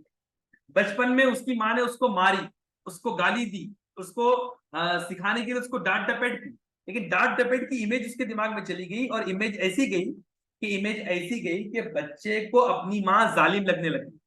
जब बच्चे को अपनी माँ जालिम लगने लग गई तो बच्चा अपनी माँ को जालिम समझना शुरू किया, लेकिन वो 12-13 साल का हुआ तो उसका शऊरी दिमाग काम करना शुरू किया, अपनी माँ को वो रहमत समझने लग गया। अपनी माँ गीले में रखती है अपने आप को और बच्चे को सूखे में रखती है, उसकी कुर्बानियों को गिनना शुरू कर दिया। जैसे जैसे वो बड़ा हुआ, 25-26 साल का हुआ, 25-26 साल के बाद में उसकी बीवी आती है और उसकी बीवी कहती है 1 महीने बाद कि आपकी बीवी, आपकी माँ जो है बड़ी जालिम है, झगड़ा करती है। बच्चा बोलता है बेवकूफ औरत, जिस औरत ने मेरे लिए सारी कुर्बानियां दी उसको तो खराब बोलती है, उसको काउंटर करता है, उससे वो झगड़ा करता है, उसकी बात को नकारता है। फिर 3 महीने बाद वापस से बीवी कहती है, फिर 4 महीने बाद वापस से बीवी कहती है, फिर 6 महीने बाद, 8 महीने बाद, 10 महीने बाद, 1 साल बाद, 1.5 साल बाद में अंदर से एक आवाज आती है उसके सबकॉन्शियस माइंड से, जो एक इंसिडेंट हुआ था कि माँ ने उसको गाली दिया था, माँ ने उसको कहा था कि तेरे से अच्छी औलाद तो मुझे औलाद होती ही नहीं, ऐसा इंसिडेंट उसका ऊपर आया और उसने उसके सबकॉन्शियस माइंड ने कॉन्शियस माइंड को डोमिनेट किया। उस लॉजिक को कि माँ की कुर्बानियां, माँ की तकलीफें, माँ के इशार, सारी चीजों को उसने काउंटर किया और काउंटर करने के बाद में कहा तेरी बीवी जो कह रही है वो सही है, वाकई तेरी माँ जालिम है। और बच्चा बोल रहा है अम्मी अभी आप अपना इंतजाम करो, हम अपना इंतजाम कर लेते हैं। और बच्चा अपनी बीवी को लेकर अलग निकल जाता है और अपने माँ बाप को कभी कभी वृद्धाश्रम भेज देता है, ये सब चीजें। वरना आप सोचिए एक कलेक्टर, एक आईएएस ऑफिसर, एक इंजीनियर, एक डॉक्टर, जो उसका शौरी दिमाग उनका लोहा दुनिया मान चुकी है, वो अपनी बीवी को वृद्धाश्रम कैसे भेज सकता है? तो अंदर के कोई इंसिडेंसेस थे, माँ बाप के जो कुछ ऐसी बातें थी जो उनको उस वक्त नहीं बोलनी चाहिए थी, जो बच्चे को भी याद नहीं कि उसके डिसीजंस को किसने गवर्न किया। बच्चा कहता है यार कभी कभी डिसीजन लेना पड़ते हैं, कभी कभी खुशहाली के लिए माँ बाप के बीच में कॉम्प्रोमाइज करने के लिए, कभी कभी अलग। मैं माँ बाप की फिक्र तो कर रहा हूं ना, हर महीने उनको वृद्धाश्रम में मिलने के लिए जाता हूं। वो ऐसे लॉजिक देने की कोशिश करता है, लेकिन उसके डिसीजंस पे जो बड़ा मोहर लगाया वो किसने लगाया? उसके साथ। इस तरीके से हमको बच्चे को किस तरीके से बात करनी है, उसके 10 साल से पहले किस तरीके से बात करनी है, ये समझना बहुत जरूरी है। इसलिए आपने कभी गौर किया होगा कि 10 साल से पहले या 8 साल से पहले नमाज की भी सख्ती नहीं कर सकते, वरना कितना बड़ा अमल है। आप सल्लल्लाहु अलैहि वसल्लम बता दिए होते कि नमाज की सख्ती आप पहले भी कर सकते, लेकिन साइकोलॉजी को कितनी बेहतरीन तरीके से जाना जाता है। आप सल्लल्लाहु अलैहि वसल्लम का कितना साइकोलॉजी पे कमांड था कि उस हिसाब से उन्होंने कहा कि बच्चे को आप सख्ती नहीं कर सकते, सख्ती बाद में करनी। क्यों? क्योंकि 10 साल से पहले बच्चे के क्या बन जाओ? गुलाम बन जाओ। बच्चे के गुलाम इसलिए बन जाओ कि उसका सबकॉन्शियस माइंड एक्टिव है, उसका बचकाना दिमाग एक्टिव है। तो उस वक्त में अगर आप थक कर आए हैं तो बच्चा बोल रहा है घोड़ा बन जाओ, तो घोड़ा बन जाओ इसलिए कि उसको एक मैसेज जाना चाहिए कि मेरा बाप थक कर आया है लेकिन मेरे लिए घोड़ा बन गया। मेरा बाप मेरे लिए कभी कोई चीज ऐसी नहीं सोच सकता जो मेरे लिए खराब हो। बच्चा जिद कर रहा है, लेकिन जिद करने में भी मैं मैनिपुलेट कर रहा हूं, उसकी जिद को तोड़ मरोड़ कर वो चॉकलेट 100 रुपए वाला बोल रहा है तो मैं उसको 20 रुपए वाला दिला रहा हूं। तो बच्चा कह रहा है कि भाई मेरा बाप जो है इतनी तकलीफों में होने के बावजूद भी मेरी परेशानी को समझ रहा है और मेरी नीड को पूरी कर रहा है। उसको मैसेज गया। तो 10 साल के बाद बच्चे के हाकिम बन जाओ। 10 साल के बाद हाकिम इसलिए बन जाओ कि सबकॉन्शियस माइंड के साथ साथ कॉन्शियस माइंड भी एक्टिव हो गया। अब आपकी इमेज बहुत ही बेहतरीन उसके दिमाग में चली गई। अब अगर आप उसके ऊपर हुक्मरानी भी करेंगे, अगर आप उसको ये भी कहेंगे कि आप नहीं करा तो पिटाई करूंगा, और उसके दोस्त कहेंगे कि सिगरेट पीने में बड़ा फायदा है, लेकिन माँ बाप कह रहे हैं कि सिगरेट पीने में नुकसान है, तो ये वही उसके अंदर से आवाज आएगी कि लाशौरी दिमाग ये कहेगा कि बेटा तेरे माँ बाप ने उस वक्त तेरे को उठाए थे जब वो थक कर आए थे, तब भी तेरे लिए घोड़ा बने थे। मतलब वो कह रहे थे उनकी बात में कहीं ना कहीं चीज है। तो बच्चा आपकी हुक्मरानी को भी कबूल करते हैं। और 20 साल के बाद बच्चे के दोस्त बन जाओ। 20 साल के बाद अगर आप दोस्त नहीं बनेंगे तो उसके अंदर डिसीजन मेकिंग नहीं है। बहुत से लोग 30-30 साल की उम्र तक भी अपने बच्चों के दोस्त नहीं बनते, उनसे कुछ फैसले में उनका हिस्सा नहीं होता है। घर में कलर कौन सा होने वाला है तो ये भी बच्चे से नहीं पूछा जाता है। तो दोस्त बन जाओ तो उसमें इंडिपेंडेंसी आएगी, इंडिपेंडेंसी आएगी तो वो आपसे की जिम्मेदारी को अपनी जिम्मेदारी समझे। तो 10 साल से पहले बच्चे के गुलाम, 10 साल के बाद बच्चे के हाकिम, और 20 साल के बाद बच्चे के दोस्त। ये एक्चुअल में कॉन्सेप्ट है जो हमको इस्लामिक कॉन्सेप्ट भी प्रोवाइड करता है, जो हमारा दीन भी प्रोवाइड करता है। हमारा जो जो आप सल्लल्लाहु की जो सीरत नबी से हम देखते हैं, तब भी हमको आप सिर्फ किस तरीके से बच्चों से बात करते हैं, किस तरीके से बच्चों के साथ में नरमी से पेश आते हैं, किस तरीके से अलग अलग वाकयात में आपको मिलेंगे, लेकिन हमारा रवैया क्या वैसा है। अगर साइकोलॉजिकल टेस्ट यहाँ पर हो जाए ना, जो अमेरिका में आजकल हो रहा है, अमेरिका में क्या साइकोलॉजिकल टेस्ट हो रहा पता है आपको? एक बच्चे की शादी करने से पहले, लड़के की शादी करने से पहले उसको 2 साल के बच्चे के साथ में एक रूम में बंद कर दिया जाता है आधे घंटे के लिए। और उस आधे घंटे के दौरान अगर छोटा बच्चा उससे सवालात नहीं पूछ रहा है तो शादी कैंसिल कर दी जाती है। क्यों? कि बच्चा उससे सवाल नहीं पूछ रहा है, मतलब वो बड़ा इंसान जो है वो साइकोलॉजिकली अनफिट है, कि बच्चा अपने आप को कंफर्टेबल नहीं समझ रहा है सवालात पूछने के लिए। हमारे साथ में ऐसा मामला है क्या? हमारे बच्चों के अलावा दुनिया के सारे बच्चे हमारे लिए खराब है, तो हमारे बच्चों के अलावा दुनिया के सारे बच्चों को हम लोग एक नंबर के नालायक, एक नंबर के जाहिल और एक नंबर के क्रूएल लगते हैं, एक नंबर के जालिम लगते हैं। क्यों? हमारी पर्सनैलिटी। तो क्या हमारे बच्चों के साथ में हमने ऐसा बिहेवियर नहीं किया होगा कभी? अगर हमारी इमेज वैसी चली गई तो कहीं ना कहीं वो नुकसान दे उससे। तो हमको कैसे रहना है ये समझना बहुत जरूरी है, क्योंकि सबकॉन्शियस माइंड एक्टिव है। तो बचकानी बातें, कोई भी बात को लिख लेगा और अंदर डाल देगा, और उसको कब निकालेगा हम इमेजिन भी नहीं कर सकते। हो सकता है कि 20 साल बाद निकाले।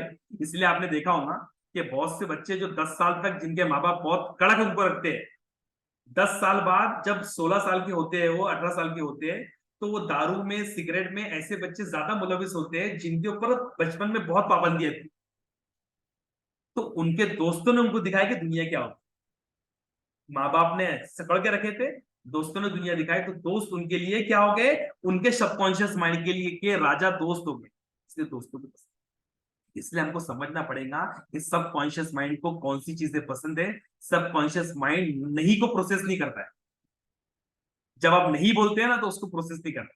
यानी मैं बोलता हूं कि सिगरेट नहीं पीने चाहिए, मोबाइल नहीं देखना चाहिए, तो बच्चा बोलता है मोबाइल देखना चाहिए, क्योंकि नहीं को प्रोसेस कर ही नहीं रहा है। तो whenever you use the terms, नहीं का इस्तेमाल नहीं करके उसकी और टर्मिनोलॉजी का इस्तेमाल आपको करना चाहिए। ये स्टेजेस है psychology, stages of psycho social development. ये साइको सोशल डेवलपमेंट जो होता है बच्चे का, वो इस तरीके से होता है। यानी मैं इसको, अगर आप देख रहे हैं बच्चे को, यानी बच्चा जब नीचे है, बच्चा जब पैदा हुआ, तो वहां पर उसमें एक खुसूसियत आती है। ये एरिक्सन की एक थ्योरी। एरिक्सन एक बहुत बड़ा साइकोलॉजिस्ट था, जिसने stages of psycho social development, बच्चे का साइको सोशल डेवलपमेंट यानी नफ्सियाती और समाजी इर्तिका कैसा होता है, उसने दिखाया कि जब बच्चा छोटा होता है तो उसमें ट्रस्ट की खुसूसियत आती है, यानी भरोसा करना या नहीं भरोसा करना। ऑटोनॉमी यानी करना, खुद मुख्तारी या शेम या डाउट, इनिशिएटिव लेना या गिल्ट महसूस करना, इंडस्ट्रियस बनना, नए नए काम करना या इंफीरियरिटी कॉम्प्लेक्स लेना, आइडेंटिटी अपनी एस्टेब्लिश करना या रोल कंफ्यूजन वाला या डरा हुआ महसूस करना, इंटीमेसी लाना, मोहब्बत लाना, लोगों से मिलजुल के रहना या अलग थलग रहना, जनरसिटी लाना, फरागियत लाना, लोगों की मदद करना या स्टैग्नेशन में आ जाना, इंटीग्रिटी आना या बर्बाद हो जाना।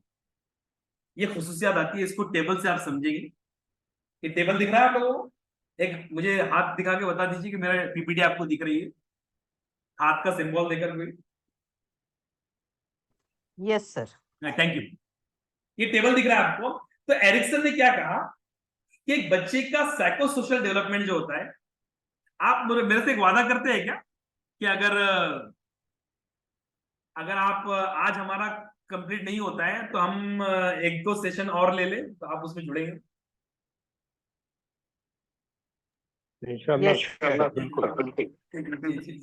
ये कभी कभी क्या होता है कि अगर मुझे खत्म करने का रहेगा तो मैं बाद में मेरी गाड़ी को थोड़ा भगा दूंगा, तो उसमें कभी कभी छूट ना जाए और डिस्कशन खराब ना हो जाए है।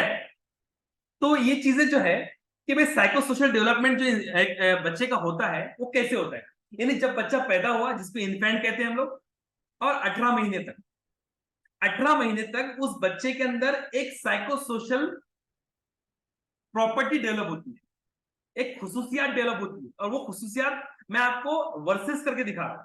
यानी अगर ट्रस्ट पैदा होगा तो मिसट्रस्ट पैदा नहीं होगा, यानी भरोसा बच्चे में आएगा कि दुनिया पर भरोसा करना है या दुनिया पर भरोसा करना नहीं। तो ये अगर हुआ तो दूसरी चीज नहीं होगी, दूसरी चीज हुई तो ये वाली चीज नहीं होगी। समझ रहे हैं आप मेरी बात को? अब हम इसको थोड़ा समझने की कोशिश करते हैं। देखिए, जब बच्चा पैदा हुआ और 18 महीने तक उसमें एक साइको सोशल क्राइसिस या साइको सोशल प्रॉपर्टी डेवलप होती है, ट्रस्ट या मिसट्रस्ट की। यानी आप अभी सपोज मेरा बच्चा भी इसी रेंज में है। सपोज मेरा बच्चा भी 1 महीने का है या 5 दिन का है। अब बच्चा रो रहा है, इन्फेंट है बच्चा, बच्चा रो रहा है, और रोने की कितनी देर बाद उसकी माँ ने उसको हग की और फीडिंग करना शुरू की। उसके ऊपर उस बच्चे में एक प्रॉपर्टी या एक खुसूसियात उसके अंदर डेवलप हो जाएंगी या क्वालिटी डेवलप हो जाएंगी, ट्रस्ट या मिसट्रस्ट, यानी भरोसा करना है या नहीं करना है। अब बच्चे के लिए सारी दुनिया कौन है? बच्चे के लिए दुनिया कौन होती है? तो बोलेगा उसकी माँ। उसकी माँ।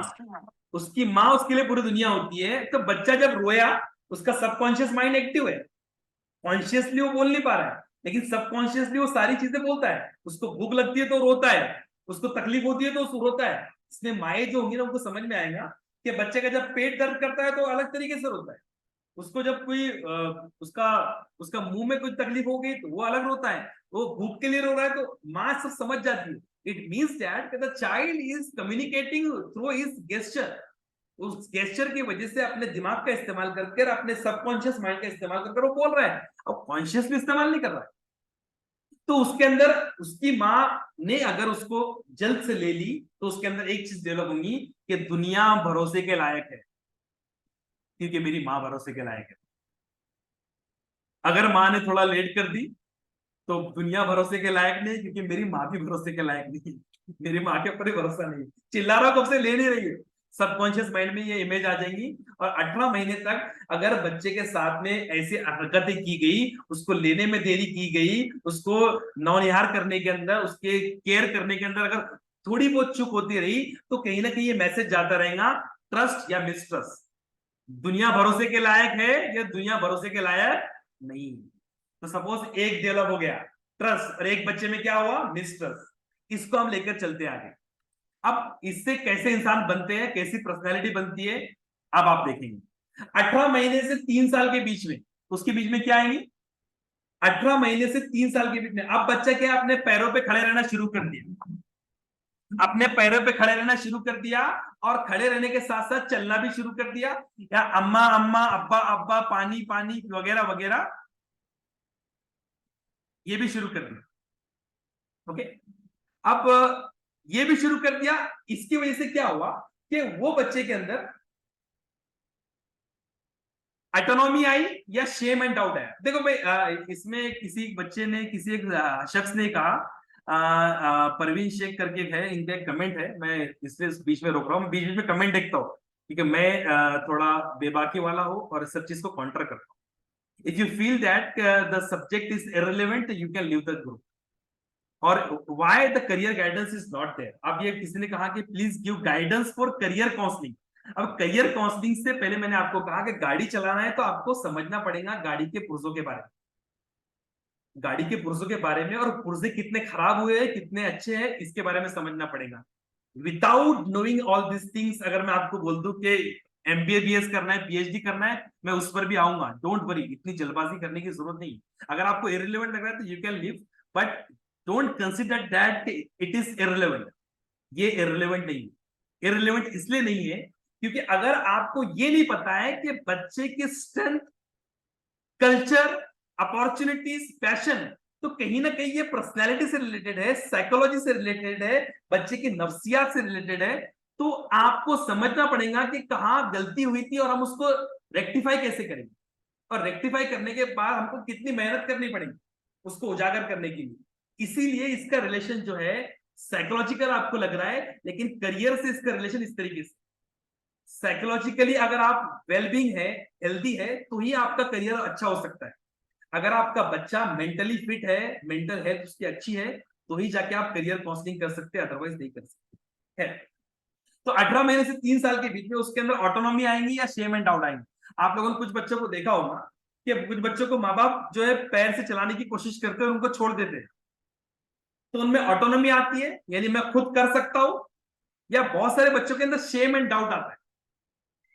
तो जो मिसट्रस्ट वाला था उसमें शेम एंड डाउट रहेगा, और जिसमें ट्रस्ट आया था कि दुनिया भरोसे के लायक है, तो जब वो चलता है ना, तो उसको लगता है कि मेरा बाप या मेरी माँ मुझको पकड़ लेंगे क्योंकि दुनिया भरोसे के लायक है।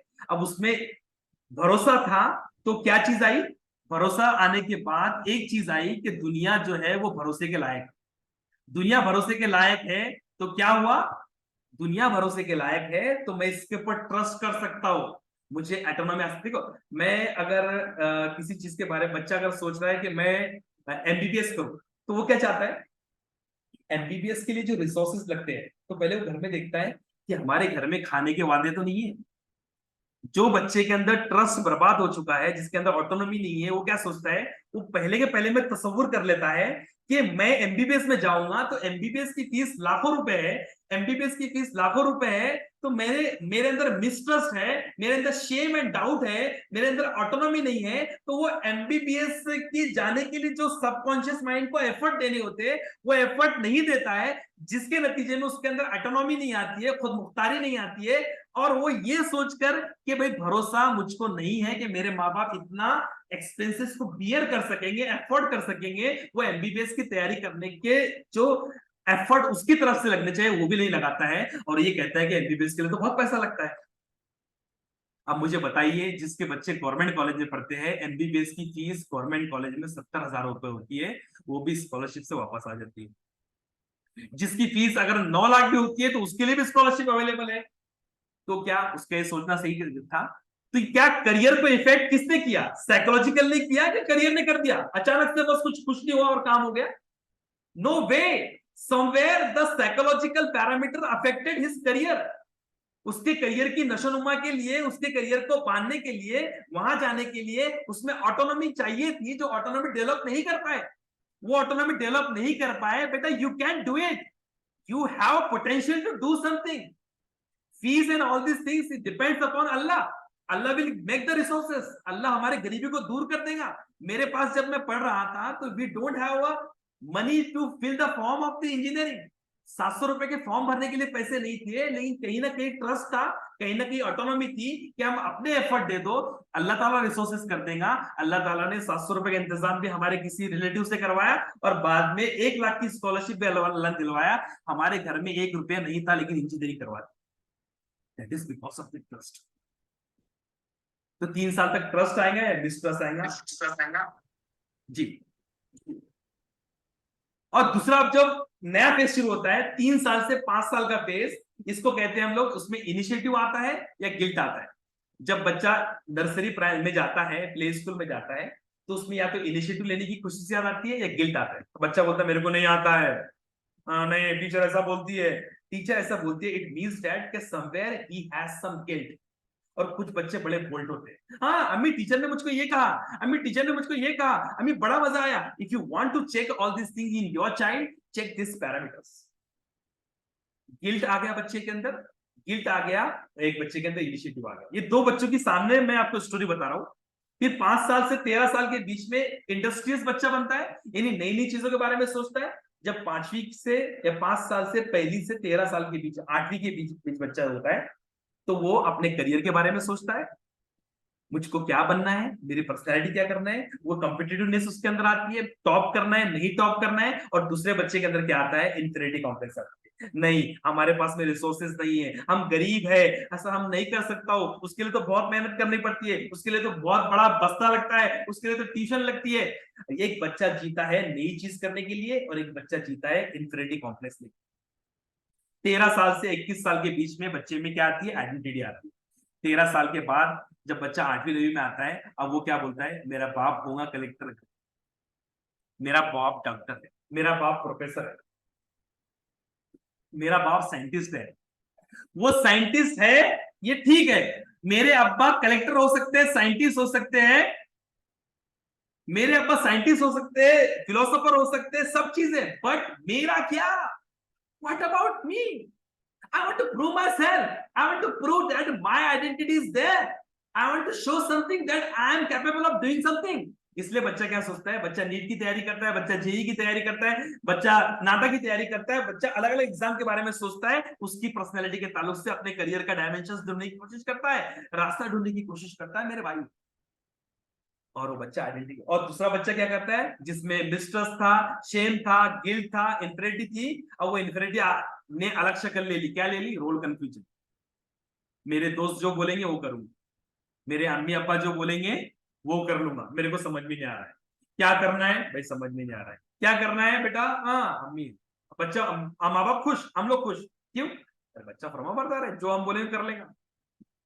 बच्चे को समझ में नहीं आ रहा है, जहां पीयर ग्रुप जा रहा है वहां जाने का। बच्चे कॉमर्स ले रहे हैं, वो कॉमर्स लेने की कोशिश कर रहे हैं, उसकी खुद की आइडेंटिटी बनाने की सलाहियत कहीं ना कहीं कम है। 21 साल से 39 साल के बीच में जब बच्चा ग्रेजुएशन कंप्लीट करने की कगार पर है, तो उसमें इंटीमेसी आती है या आइसोलेशन आता है। फिर वो सोचता है कि मेरी माँ की मोहब्बत, बाप की मोहब्बत समझ सकता हूँ, बहन की मोहब्बत समझ सकता हूँ, इसके अलावा भी एक रिश्ता होता है, लव का रिश्ता, मोहब्बत का रिश्ता, बाप बनने का रिश्ता, शोहर बनने का रिश्ता, तो फिर वो मोहब्बत के बारे में सोचता है और अपना कहीं ना कहीं से पैचअप कराने की कोशिश करता है, या माँ बाप करने की कोशिश करते हैं तो शादी करा देते हैं माँ बाप, या बच्चा अपनी लव स्टोरी बनाने की कोशिश करता है और शादी करने के बारे में सोचता है, अपना घर बसाने के बारे में सोचता है 21 साल से 39 साल के बीच में। और जिसमें रोल कंफ्यूजन था वो आइसोलेशन के बारे में, या शादी करके करेगी क्या, शादी करके भी तो और तकलीफें झेलना है, वो अलग थलग पड़ जाता है।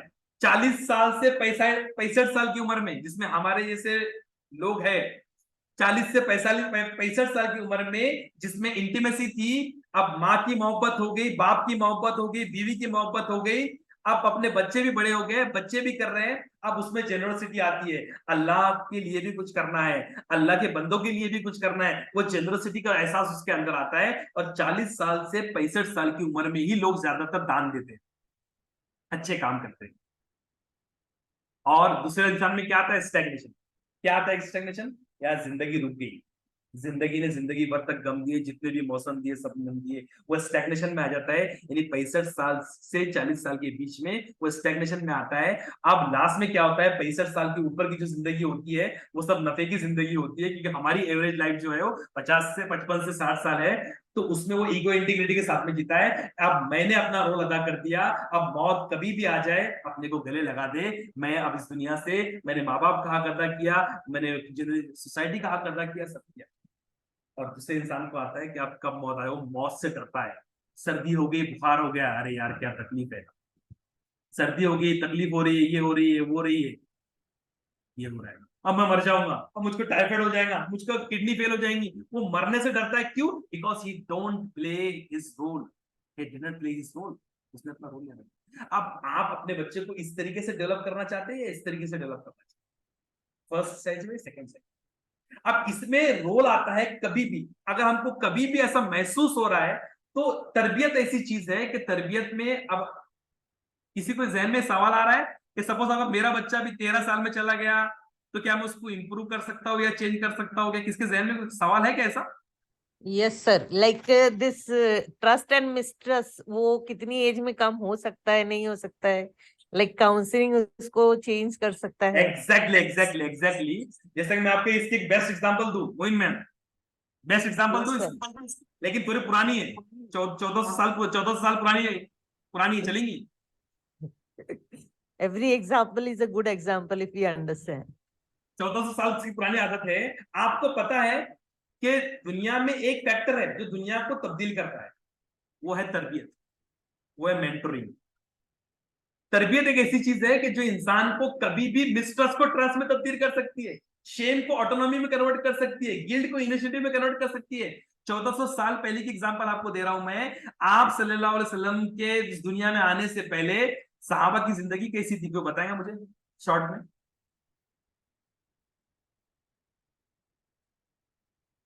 आप सल्लल्लाहु के आने से पहले सहाबा की जिंदगी कैसी थी? May be like a non Muslim people. कैसी थी, एग्जांपल दो ना एक। Idol worship, idol worshipping. और इंसानी इंसानी इंसानी एतबार से, रिलीजियस एतबार से, इंसानी एतबार से, जिन्हें यास्मीन मैम कह रहे हैं जी इंसानी एतबार से कैसी जिंदगी थी? जी, जुल्म और सितम वाली। इल्म नहीं हेलो। था, इल्म नॉलेज नहीं, नहीं था, और उसके कॉन्सिक्वेंसेस क्या थे? रूड एकदम एक रूडली दूसरे लाइफ के थी। हक मारते थे, और बुराइयां थी बहुत सारी समाज में, बुराइयां थी। लड़कियों के ताल्लुक से क्या था?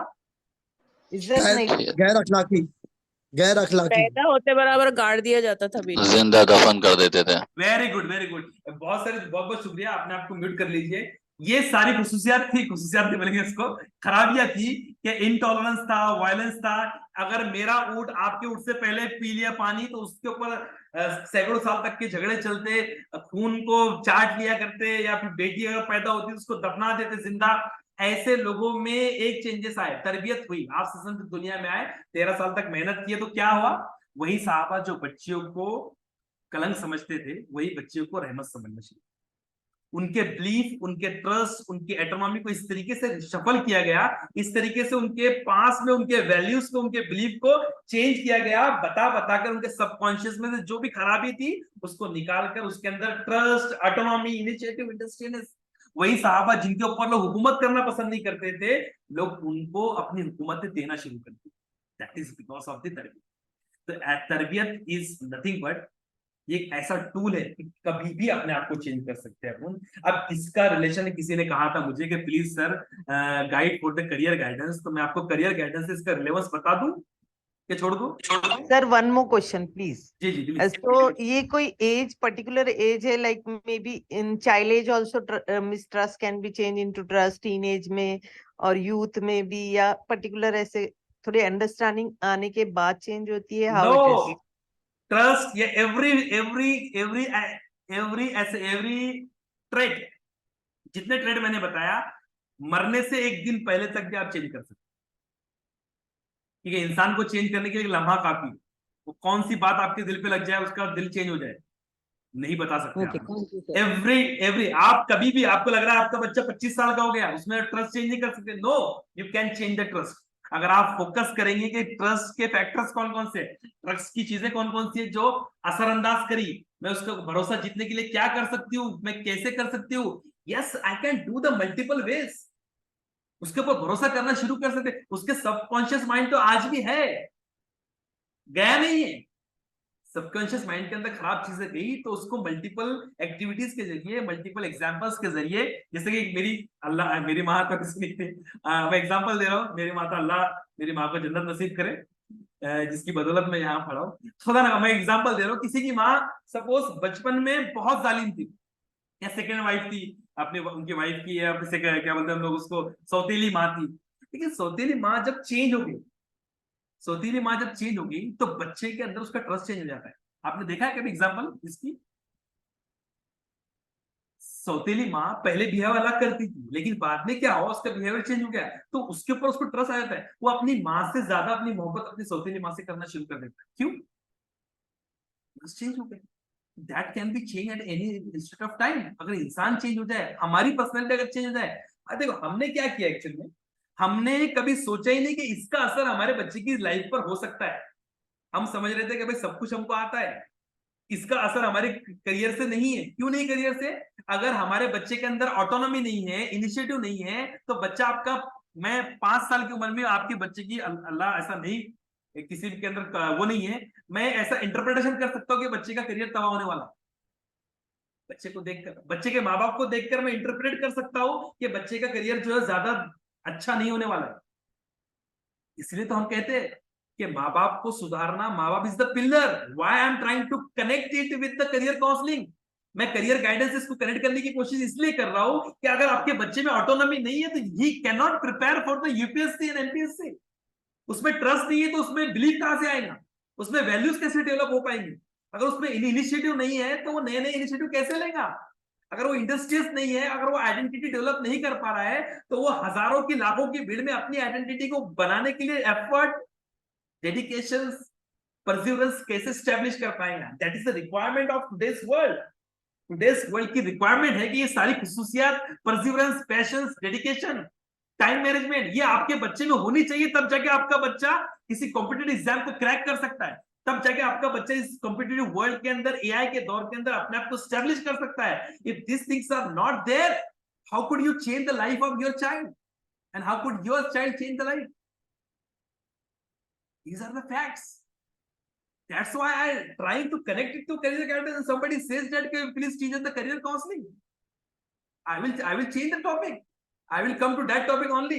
कि डायरेक्टली मैं वहां पर जंप करके बोल सकता हूँ सारी चीजें जिसे करियर काउंसलर बोलते हैं। But this is not a career guidance workshop. This is the workshop that is relevant to the teachers and the parents who can change the life. हम जाके बच्चे को पढ़ा नहीं सकते. I cannot teach a child physics. I cannot teach a child biology. मेरे को biology कितना भी अच्छा आता हो, लेकिन मैं अपने बच्चे को पढ़ाने के लिए इतना कैपेबल नहीं हूँ. मुझे बच्चे के लिए बायोलॉजी का टीचर रखना पड़ता है. तो what is my role? My role is to provide the trust. My role is to provide the autonomy. My role is to provide the support. My role is to provide the self-esteem. को उजागर करना ही मेरा काम. That is the role. That in this way you can support your child in building their career. Otherwise आपका बच्चा दुनिया में बर्बाद हो जाएगा.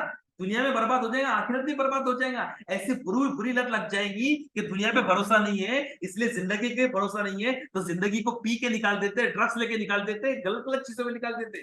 That's why the many childrens are diverting to the wrong path, just because of the lack of knowledge in the parents।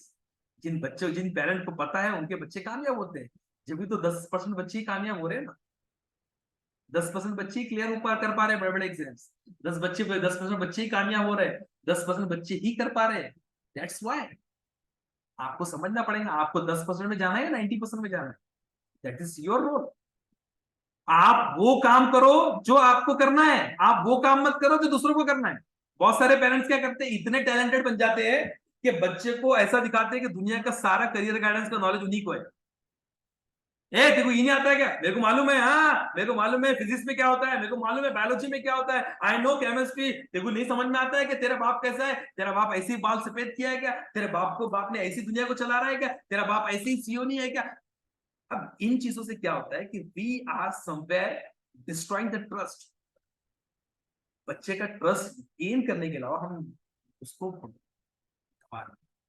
हमारा काम उसके सब्जेक्ट में इंटरफेयर करना नहीं, हमारा काम उसको प्लेटफॉर्म प्रोवाइड करना है, सराउंडिंग प्रोवाइड करना है, इंटीमेसी प्रोवाइड करना है, मोहब्बत प्रोवाइड करना है, शफकत प्रोवाइड करना है, सपोर्ट प्रोवाइड करना है। यस बेटा मैं हूं। एक एग्जाम में नहीं लिखना फर्क नहीं पड़ता है, दूसरे एग्जाम में सब्र सिखाना है, परसिवरेंस सिखाना है। नीट जिनके बच्चे तैयारी करते हैं उनको पता होगा कि नीट अगर फर्स्ट अटेम्प्ट में नहीं निकलता है तो बच्चे क्या करते हैं, सेकंड अटेम्प्ट की तैयारी करते हैं। एक साल तक के किस सब्र से गुजरना पड़ता है, उसमें बच्चा कुछ भी कर सकता है अपने आप का। ये रोल आपका है। आप बच्चे को फिजिक्स थोड़ा कम पढ़ा देंगे चलेगा, लेकिन ये अगर कम कर दिए ना तो बच्चा फिर आईआईटी में कोटा में जाकर, आप देखिए कोटा में सबसे ज्यादा सुसाइड रेट है। अच्छे अच्छे घरों के बच्चे, अच्छे अच्छे इंटेलेक्चुअल के बच्चे जिनकी तरबियत बहुत अच्छी हुई, लोग कहते हैं, लेकिन सुसाइड करते हैं। मेरे पास फिगर नहीं है कि एक दिन में कितने सुसाइड होते हैं कोटा के अंदर, या दुनिया में कितने सुसाइड होते हैं। That is because of this, somewhere due to the parents है। ये सब चीजें हैं। तो करंट जनरेशन की साइकोलॉजी जो होती है वो इन तीन चीजों से होती है। आइडेंटिटी क्राइसिस, ये तीन सवाल बच्चे के जहन में आते हैं जब बच्चा करंट जनरेशन में है कि एम आई बीइंग नोटिस्ड। 10 साल से पहले आता है कि मैं देखा जा रहा हूं कि नहीं जा रहा हूं, इसलिए बच्चा 10 साल से पहले आपके पैर हिलाने की, हाथ हिलाने की कोशिश करता है और ये कहता है कि मुझको देखो। अब इसको देखने का आंसर हम क्या देते हैं? बच्चे के जहन में तीन सवाल आते हैं। एम आई बीइंग नोटिस, क्या मैं देखा जा रहा हूं? हाउ एम आई लुकिंग, मैं कैसा दिखता हूं? और what does my club think about मी, मेरे दोस्त मेरे बारे में क्या सोचते हैं। पहला सवाल 10 साल से पहले आता है, एम आई बीइंग नोटिस। बच्चा आपके पास में आ रहा है, बच्चा चाह रहा है कि आप उसको अटेंशन दे, बच्चा चाह रहा है कि आज वो स्कूल ना जाए क्योंकि उसको आज आपके साथ में रहना है। हम बोल रहे हैं दुनिया इधर की उधर हो जाए, तेरा स्कूल तो जाना जरूरी है। अब वो स्कूल के अंदर वो कितनी ज्यादा प्रोडक्टिव चीजें करा रहे हैं कि बच्चा 10 दिन अगर स्कूल में नहीं भी जाता है तो उसकी जिंदगी में कुछ फर्क पड़ता है तो आप उसको रोज भेजिए। अगर उसकी जिंदगी में इतना फर्क नहीं पड़ता है, मैं अपनी पर्सनल एग्जांपल बता रहा हूँ, कभी कभी मेरे बच्चे बोलते हैं यार अब्बा आज एक काम करते हैं, आज दिल नहीं कह रहा है स्कूल जाने का। अब मैं सोचता हूँ कि यार मैं कहीं ना कहीं उसका ट्रस्ट ना खो दूं। इतने भरोसे के साथ में मेरा बच्चा इतना फ्रैंक होकर मेरे साथ में बोल रहा है, he need some kind of trust. मैं सोचता हूँ कि एक दिन स्कूल में नहीं जाएगा तो कितना नुकसान होगा, एग्जाम है कुछ है। मैं बोलता हूँ कि भाई इससे बेहतर है कि ये साइकोलॉजिकल ट्रेड आए, एक दिन की कुर्बानी इसका ट्रस्ट जीतने के लिए काफी है। चलो एक दिन की छुट्टी, मेरी बीवी चिल्लाती है ये आदमी बिगाड़ देगा बच्चों को। अरे कैसा बाप है, लोगों को दलीलें देता है, लोगों को सिखाने की कोशिश करता है और अपना बच्चा छुट्टी मार रहा है तो छुट्टी मारने दे रहा है। मैं बोला भाई ये चीज सिखाना जरूरी है। बच्चा फर्स्ट जूनियर केजी में गया वैसे ही किया, सीनियर केजी में ऐसा गया, कभी 70% अटेंडेंस, कभी 80% अटेंडेंस, कभी 60% अटेंडेंस।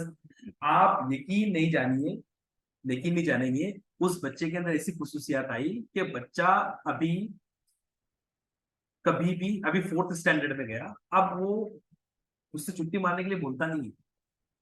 वो कभी कभी उठ जाता है और बोलता है कि अब आज बहुत काम की चीज है। मैं बोला बेटा एक काम करते हैं ना, आज अपन वहां जाने वाले, छुट्टी मार देते हैं। अरे मेरे इसका क्या होगा, मेरा टेस्ट है, मेरा ये है, मेरा ओरल है, मेरा वगैरह वगैरह है। बिकॉज उस वक्त में वो ट्रस्ट जीतना, कहीं ना कहीं उसके अंदर वो ट्रस्ट डेवलप करना, उसके अंदर वो ऑटोनॉमी को जन्म दिया। वो ऑटोनॉमी को जन्म दिया तो उसके अंदर वो खुदमुख्तारी आई। ऑटोनॉमी से आइडेंटिटी बनाने का जज्बा आया। आइडेंटिटी बनाने का जज्बा आया तो सेक्रीफाई करना आसान हो गया। सेक्रीफाई करना आसान हो गया तो मेहनत करना आसान हो गया। मेहनत करना आसान हो गया तो एग्जाम पास होना आसान हो गया। दैट्स व्हाई एग्जाम पास करना डिफिकल्ट है। हम बोलते हैं नहीं भाई, हम उसकी सेल्फ स्टीम को बर्बाद कर देते हैं। जूते खाएंगा, चप्पल खाएंगा, लेकिन जाना तो पड़ेगा। उसको बोलने का दूसरा तरीका भी हो सकता है, but we don't use that methods. हम बोलते हैं चप्पल खाएंगा, बच्चा रो रहा है, बच्चा कुछ भी कर रहा है, जाना तो पड़ेगा बेटा, तेरे बाप ने ऐसे सीखा था, जब भी तेरा बाप टीचर है। वो अपने आप को ऐसा बताता है, बताने की कोशिश ये करता है कि हमने दुनिया का सबसे बड़ा पैरामीटर को अचीव कर लिया।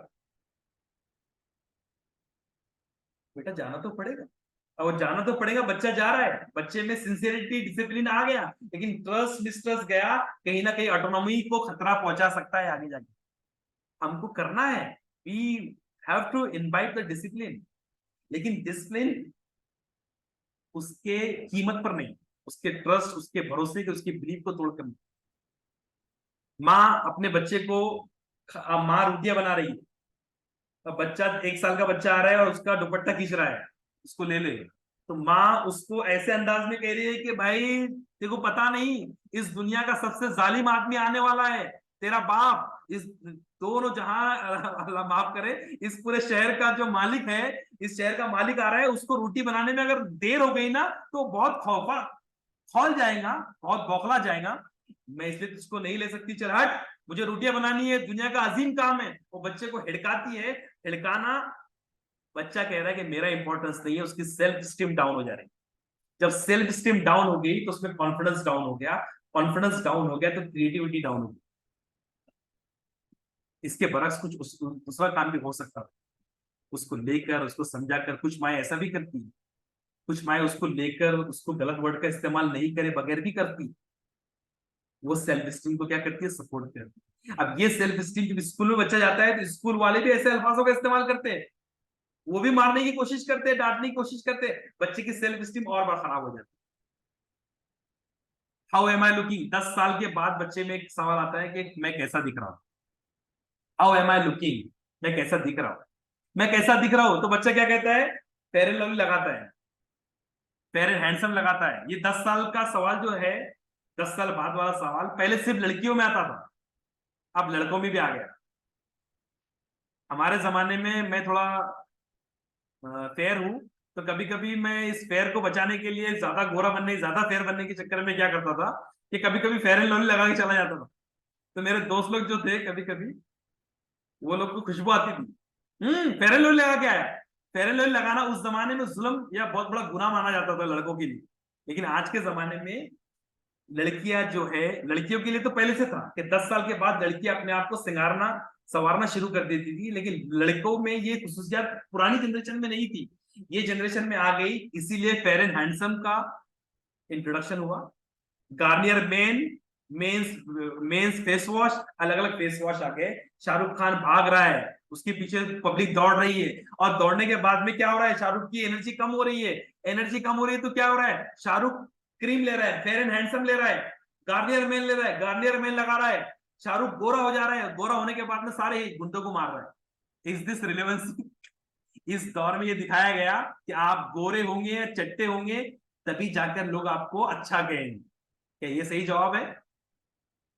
What does my club think about मी, मेरे दोस्त मेरे बारे में क्या सोचते हैं? तो बच्चा क्या कहता है, मेरे दोस्त जो बोलेंगे वो करूंगा। मेरे दोस्त कहते हैं कि ये फॉर्मल शर्ट नहीं पहनना चाहिए, टी शर्ट पहनना चाहिए, तो मैं टी शर्ट पहनूंगा। ट्रेंडिंग में क्या चल रहा है, कौन सा वीडियो चल रहा है, कौन सा कपड़ा चल रहा है, फटी हुई जीन्स चल रही है या उधरी हुई जीन्स चल रही है, चिपकी हुई चल रही है, चौड़ी चल रही है, this all things are nothing but what my peer will think about me. अगर मैं सादे कपड़े पहनूंगा तो दोस्त लोग क्या कहेंगे, दोस्त लोग क्या कहेंगे,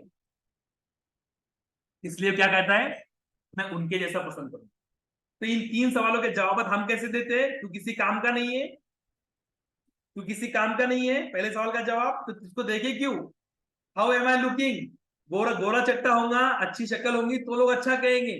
तीसरा सवाल, what does my club think about मी, तेरे बारे में दोस्त लोग अच्छा तब कहेंगे जब तू उनके तरह बनेगा।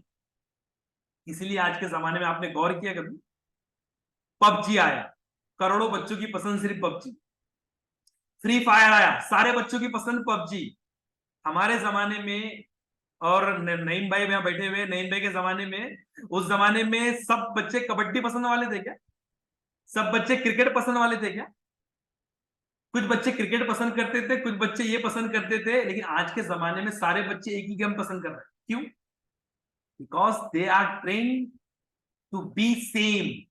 इसकी वजह से क्या चीज होती है, इसकी चीज में वजह से बच्चे में क्रिएटिविटी खत्म हो जाती है, सेल्फ स्टीम जाता है तो कॉन्फिडेंस खत्म हो जाता है, और गलत चीज को बताते हैं कि इसकी वजह से लोग आपको देखेंगे तो लोग खूबसूरती के ऊपर जाते हैं और कैरेक्टर डेवलप करना बंद कर देते हैं। इनका जवाब देता है एजुकेशन। और करियर से मेरी मुराद ये है कि बच्चे में कॉन्फिडेंस आए। एम आई बीइंग नोटिस, मैं देखा जा रहा हूं, आप देखे जाएंगे। कब देखे जाएंगे? जब आप में कॉन्फिडेंस होगा।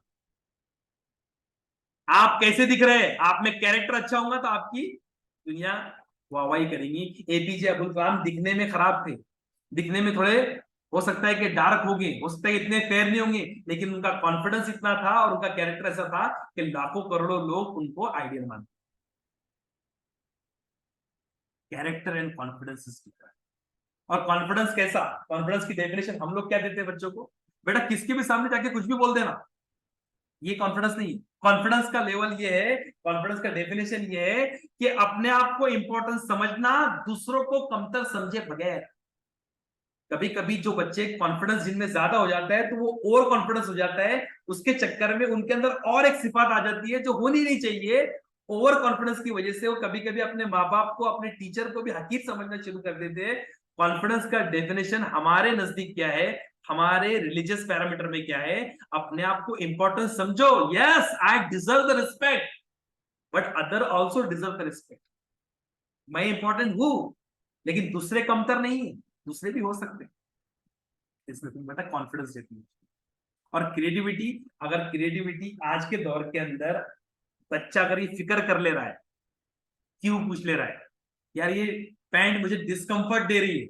आपका बच्चा अगर जीन्स पहनते हो ये बोल रहा है कि अब्बा ये जीन्स इतनी टाइट क्यों है, थोड़ी ढीली पहन लो ना मेरे लिए, इट मींस दैट कि समवेयर उसके अंदर क्रिएटिविटी आ गई। बच्चा क्यों पूछ रहा है, क्या पूछ रहा है, हाउ पूछ रहा है, इट मींस दैट कि उसके अंदर क्रिएटिविटी डेवलप हो गई। आज के दौर में क्रिएटिविटी खत्म हो गई, लोग सवालात पूछना बंद हो गए। सवालात पूछने वाले जनरलिस्ट बेबाक जनरलिस्ट कहला रहे हैं। सवालात पूछने वाले लोग जो होते हैं लीडर कहला रहे हैं। जो सवालात नहीं पूछ रहा है वो क्रिएटिव नहीं है। अगर आपका बच्चा सवालात पूछ रहा है, इट मींस दैट वो क्रिएटिव। ये चीज भी अगर तालीम के जरिए आ गई तो हमने समझ लिया कि तालीम ने हमारा काम कर दिया। बच्चा फिर अगर 10वीं पास भी होगा ना तो बेहतरीन से बेहतरीन काम करेगा, और आईटीआई भी कर लेगा ना, उसमें कॉन्फिडेंस होगा, कैरेक्टर होगा, तो अपनी इंडस्ट्री खड़ी कर देगा। मैं ऐसे जानता हूँ छोटे छोटे शहरों के अंदर करोड़ों करोड़ों के एम्पायर लोगों ने खड़ा कर दिए, वो सिर्फ डिप्लोमा इंजीनियरिंग थे। आज के इस दौर में बच्चों में डिप्लोमा के बाद कॉन्फिडेंस नहीं आ रहा है, कैरेक्टर नहीं आ रहा है, क्रिएटिविटी नहीं है, कुछ नया करने की सोच नहीं है, कुछ नया करने का जज्बा नहीं है, अपने आप पर भरोसा नहीं है। तो उनकी डिप्लोमा की डिग्री उनको 5,000 की नौकरी नहीं दे पा रही है, तो 5 करोड़ का एम्पायर कैसे खड़ा करेंगी। कुछ लोग ऐसे भी थे जिनके पास डिप्लोमा था, आईटीआई था, उन्होंने बड़ा एम्पायर खड़ा कर, बिकॉज उनके पेरेंट्स ने कहीं ना कहीं डेवलप किए थे कॉन्फिडेंस, कैरेक्टर और क्रिएटिविटी।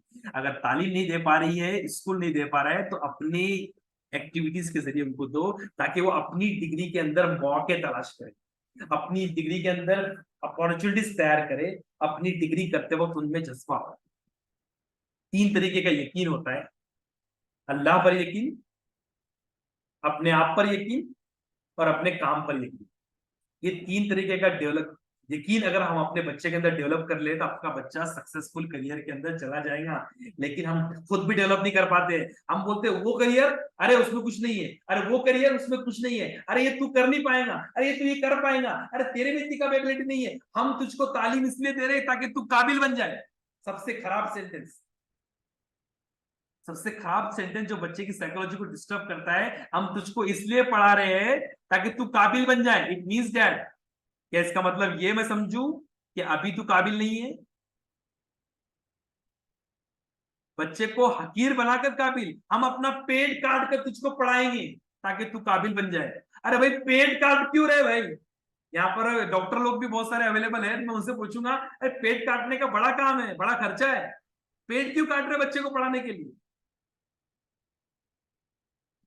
बच्चे को काबिल बनाने के लिए, मतलब अभी बच्चा काबिल नहीं है क्या?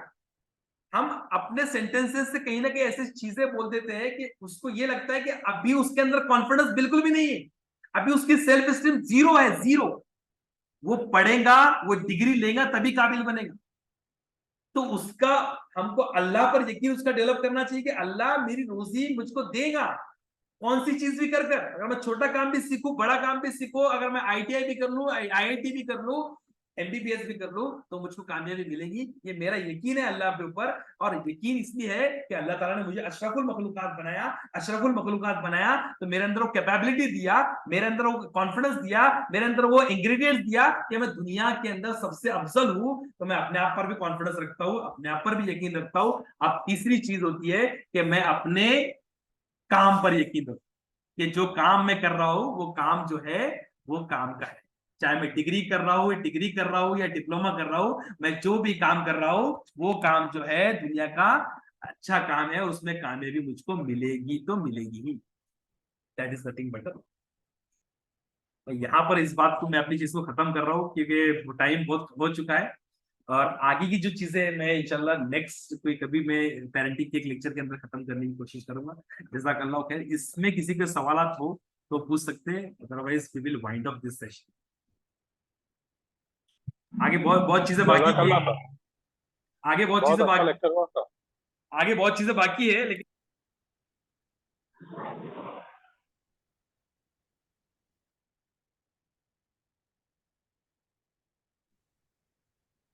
ये किसी के कोई सवाल हो तो पूछ सकते हैं, या फीडबैक देना चाहते हैं तो दे सकते हैं।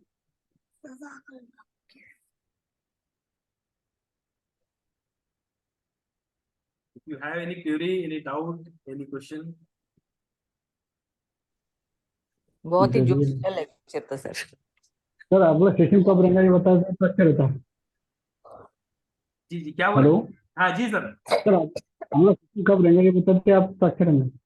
अगला सेशन की जैसी अभी आपको नोटिस आई थी वैसी नोटिस आ जाएंगी। मेरा स्टेटस देखकर मेरा नंबर आप लोग नोट कर दीजिए। अगर जो लोग नए हैं ठीक इसमें है नए जुड़े हुए, ये बहुत सारी चीजें बाकी है, मैं I will convey in another part. मुझे बहुत सारी चीजें बोलनी थी।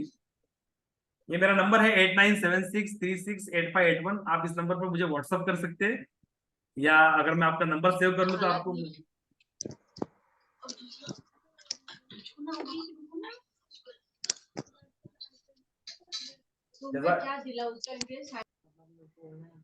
जज़ाकल्लाह। किसी का कोई सवाल हो तो पूछ सकता है, या कोई फीडबैक देना चाहता है। जी अस्सलाम वालेकुम भाईजान। वालेकुम अस्सलाम। जी माशाल्लाह बहुत अच्छा सेशन रहा। मेरी राय थी पर्सनल कि जितने आज मेंबर्स जो आगे और इंटरेस्टेड भी रहेंगे, एक why don't you form a group, जैसा व्हाट्सएप ग्रुप होता है ना, जी हमारा तो ग्रुप इंस्टेड है। ऑफ जैसा कि अभी आज एक कॉमन ग्रुप था हम उस पे से लिंक ज्वाइन किए, तो क्यों नहीं इसका एक ग्रुप हो जाए। और जो भी माशाल्लाह और भी जो माशाल्लाह सलाहियत वाले हैं, तो after your programme may be somebody want to add something more और कोई और दूसरे टॉपिक पे, तो it will be a common group and people will go on adding on to it. We have group, we have group. आप मुझे WhatsApp okay कीजिए, I will connect in that. जज़ाकल्लाह इंशाल्लाह। ओके ये मेरा नंबर पे व्हाट्सएप कीजिए आप मुझे। ओके जी भाईजान। जी जज़ाकल्लाह खैर। उस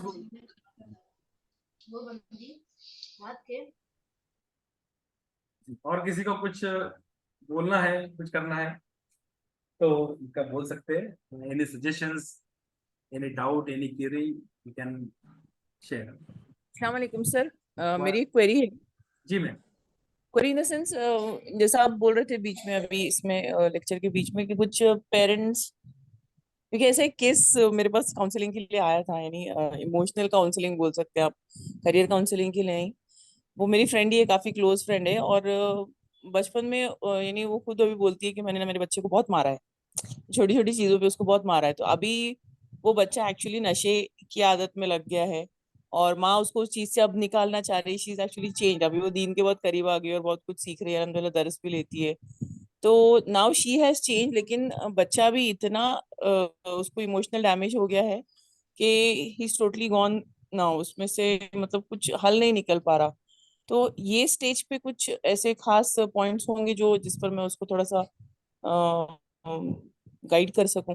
बच्चा बोलता भी है ये बात कि आपने मुझे बचपन में बहुत मारा था ना, मैं उसका बदला ले रहा हूँ। Even says that particularly. बिल्कुल। आप मेरी ऐसी रिक्वेस्ट है कि आप जो काबिल साइकोलॉजिस्ट है, अगर या कोई अच्छे आपके नजदीक में वहां पर अच्छे काबिल साइकोलॉजिस्ट होंगे, या बहुत ही ज्यादा कोई जी अल्लाह वाला, देखो दो तरीके के साइकोलॉजिस्ट है।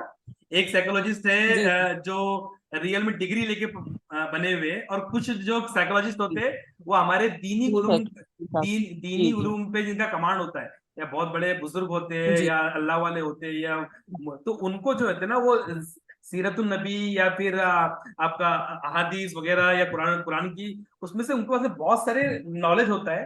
तो वो उनके पास में या उनकी पैरवी में अगर करे तो बेहतर होगा। इतने जी ज्यादा ज्यादा बड़े हुए केसेस के अंदर हमारे जैसे छोटे लोग हाथ हाँ डालना सर, बड़ा मुश्किल है। तो बेहतर होगा मुश्किल हो कि जाता है। मैंने भी काफी कोशिश की इसमें। बेहतर होगा कि कोई बड़े मेंटर से आप बहुत अल्लाह वाले या अच्छे साइकोलॉजिस्ट से आप उनकी मीटिंग करवाइए, हम्म, और इंशाल्लाह सोल्यूशन जी निकलेगा। अगर वो उनकी अम्मी चाहते हैं ना कि बच्चा चलो। सुधरे, ये मैं बता रहा हूँ आपको, हाँ अगर उनकी अम्मी चाहती है कि वो बच्चा वापस से ट्रैक पर आ जाए, तो इंशाल्लाह उसको वो ट्रैक पर आ जाए। जी इंशाल्लाह। तो उसको आपको मल्टीपल अच्छे लोगों से मिलवाना पड़ेगा। मैं ये नहीं कहूंगा कि जी जी मैं बहुत काबिल हूं, आप मेरे से मिलवाइए। अल्लाह, दुनिया में बहुत अच्छे अच्छे लोग हैं, जो अच्छे अच्छे अल्लाह वाले भी हैं, बिल्कुल। जिनके जिनके बातचीत करने से, जिनकी शक्ल देखने से, जिनके साये में रहने से ही जी कभी कभी हमारे को बहुत सारे हमारे सोल्यूशन निकल जाते हैं। तो वो जब जिस ढंग से बात करेंगे, तो जी वो बिल्कुल। उनके उसके मिस्ट्रस को, वो उसके सबकॉन्शियस माइंड में जाकर जो उसको हिप्नोसिस करेंगे, और उसके सबकॉन्शियस माइंड से ये खराबियों को निकालेंगे। हाँ तो ये बहुत बड़ा इसके लिए जी हिप्नोथेरेपिस्ट आपको लगेगा, या तो प्रोफेशनल वाला लगेगा, या जी तो कोई अल्लाह वाला लगेगा जो गैबी इल्म रखता हो, या गैबी इल्म सॉरी, जो जिसके पास में कुछ सूफी नॉलेज हो, या फिर दुनिया का दीन का अच्छा नॉलेज हो, जी। अच्छी पकड़ हो। तो इंशाल्लाह आप ऐसे लोगों से हम्म। मिलवाइए। एक ट्रस्ट भी है वो, इंशाल्लाह। जो नशा छुड़ाने के लिए ना वो लोग काउंसलिंग कर रहे हैं। इफ यू वांट आई हाँ शेयर यू दैट। या प्लीज प्लीज शेयर। हाँ वैसे यहाँ पर एक नहीं है, पंख और एनजीओ वो वगैरह पूरा पे ही वर्क काउंसलिंग कर रहे करते हैं वो हैं। लोग। तो वो हाँ लोग हाँ इसी सब के लिए बहुत ही एक्सपर्ट काउंसलिंग ऐसे उन्होंने डाला था एक, मैं आपको सेंड कर दूंगी। भेजिए, नहीं मुझे जरूर भेजिए प्लीज। नहीं, मैडम यास्मीन मैडम, आप तो पुणे में रहते हैं, तो पुणे में है ना, जी आप एक काम कीजिए कि वहां पर जो जिनका दीनी रुझान ज्यादा है, ऐसे लोगों से आप कांटेक्ट सर कीजिए। एक्चुअली मैं और वो दोनों हम जमाते इस्लामी लेडीज विंग के मेंबर हैं, और हम खुद जाके दर्स लेते हैं। बट वो यहाँ इस चीज में आने से पहले है ना, वो इतना थोड़ा सा ऐसे ना स्ट्रिक्ट और ऐसे स्टर्न थी। अभी तक भी पूरी तरह से वो चीज मैं बोलूंगी उसके अंदर से गई नहीं है, लेकिन माशाल्लाह काफी हद तक 80% तक उसने अपने आप को चेंज किया है। But somewhere that damage has been done. वो बच्चे की मुझसे बॉन्डिंग बहुत अच्छी है, जब मुझसे बात करने बैठता है ना, तो वो बहुत अच्छे से बात करता है। तो उस दिन उसके बीच में उसकी मम्मी ने उसको बोल दिया, अरे तो आंटी से अच्छे से बात कर रहा है, मुझसे ऐसा बात नहीं करता। अगेन वो पॉइंट पकड़ते पकड़ते वापस से स्नैप हो गया, टूट गया। बात कर रही थी मैं उससे, थोड़ा बहुत निकल रही थी उसके अंदर से बात, लेकिन फिर उसकी मम्मी ने वो स्नैप कर दिया, तो फिर वो आउट ऑफ ट्रैक हो गई बात। तो ऐसे हो जा रहा है। अब उसको कभी अकेले में काउंसलिंग से लेके उसको ड्राइव करना पड़ेगा, जो आप बोल रहे हैं, जैसे कोई अच्छे दीनी काउंसलर के पास। नहीं, इंशाल्लाह मैं कोशिश करूंगी पूरी। आप पहले होमवर्क क्या कीजिए, आप पहले तलाश कीजिए ऐसे ऐसे लोगों जी से कि ऐसे कोई लोग हैं क्या हाँ जो मिलते हैं, बातचीत जी करते हैं, बहुत अच्छा जिनका असर होता हम्म, है। ऐसे लोगों से आप जी मिलाएंगे तो बहुत जल्दी सोल्यूशन आ जाएगा इसका। जी इंशाल्लाह इंशाल्लाह सर, कोशिश करूंगी सर वैसे ही मैं। इंशाल्लाह, जज़ाकल्लाह खैर। जज़ाकल्लाह खैर। और किसी का कुछ सवाल है या कुछ शेयर करना चाहता है?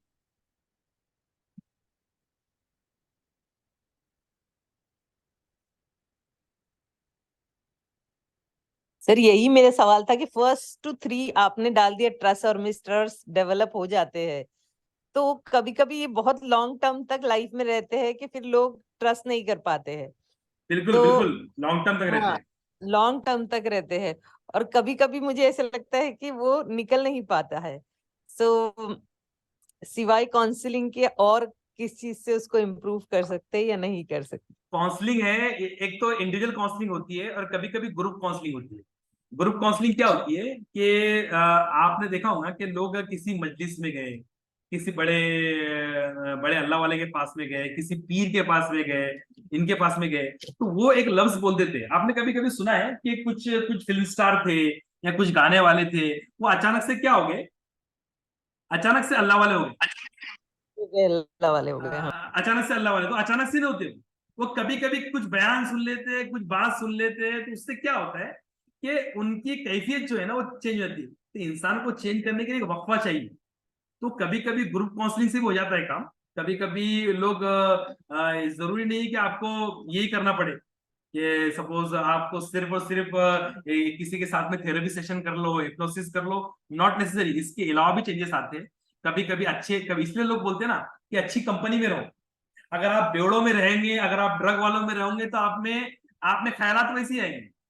लेकिन अगर आप में अगर अगर अगर आप वो लोगों में रहते हैं जिनके पॉजिटिव ख्यालात, जो पॉजिटिव माइंडसेट के साथ में करते हैं, तो वो लोगों में आपके अंदर वो चेंजेस आएंगे। तो इसीलिए तो लोग कहते हैं कि आप ऐसे लोगों के पास में जाओ या ऐसे लोगों के साथ में रहो जो आपको कुछ नए इनपुट प्रोवाइड करें। आप जब पेरेंटिंग भी करते हैं तो पेरेंटिंग के दौरान भी क्या होता है, आप ऐसे पेरेंट्स से दोस्ती करो जिनके बच्चे काबिल है, तो उनसे आपको सीखने को मिलता है। अगर आप कहीं ना कहीं बच्चे की ऐसी तरबियत हुई है कि खराब है, तो जब वो नई तरबियत के जोन में आता है तो पॉजिटिविटी के नए ख्यालात आते हैं। कभी कोई इज्तिमा में जाता है, कभी किसी टूर पे जाता है, कभी किसी काफिले में जाता है, तो उसके अंदर कभी कभी क्या होता है, उसके अंदर इनपुट्स आते हैं।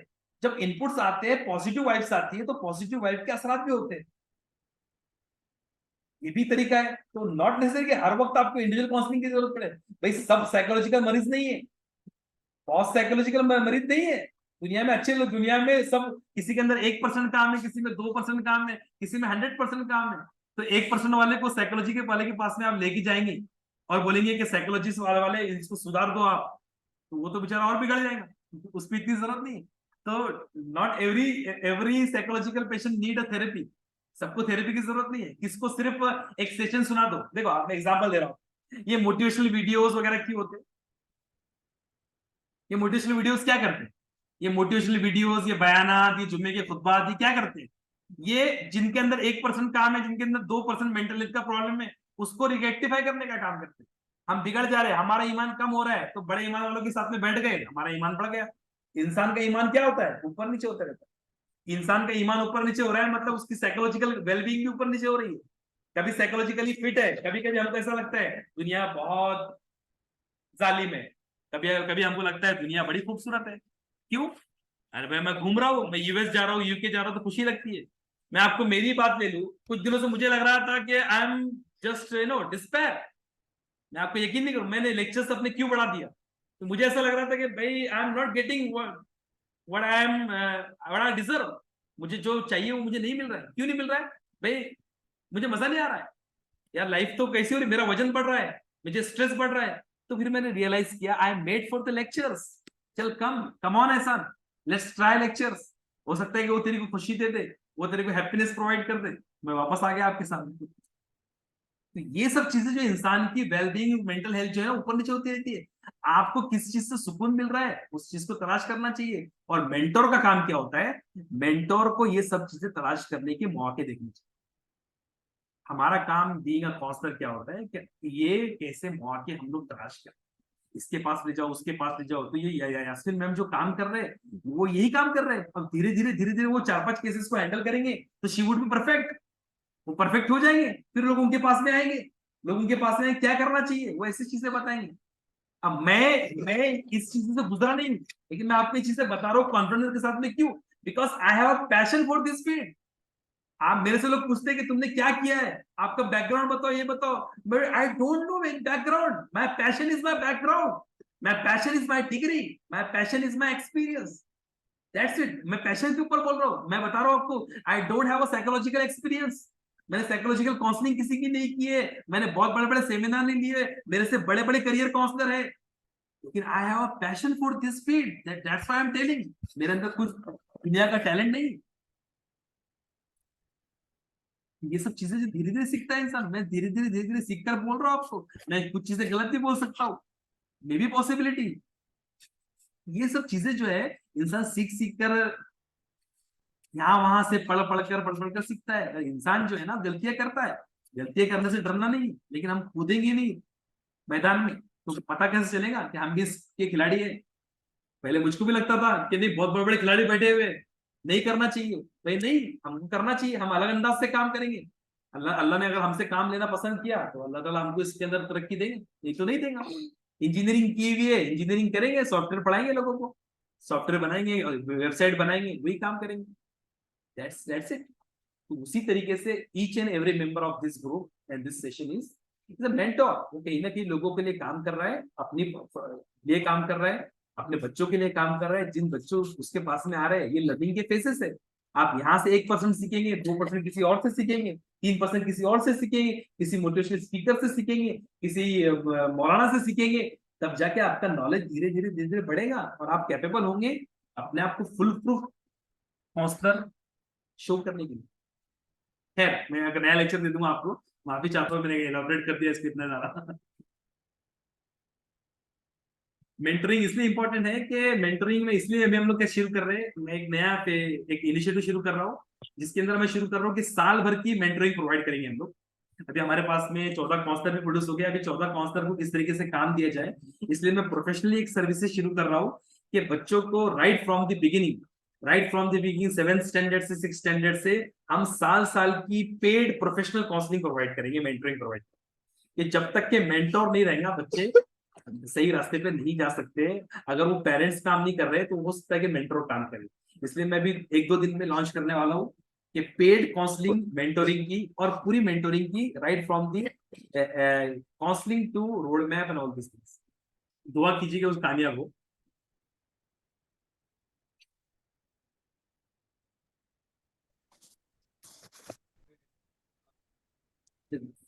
ठीक है, मैं अब किसी कुछ बोलना नहीं है, कुछ सवाल पूछना नहीं, तो हम इस सेशन को खत्म करें, वाइंड अप करें। इंशाल्लाह जल्द ही इसी टॉपिक को हम लोग एक्सटेंड करेंगे। मैं माफी चाहता हूँ कि मुझे पता है कि लोगों की रुकने की कैपेसिटी थोड़ी कम होती है, इसलिए मैंने सेशन को यही खत्म किया।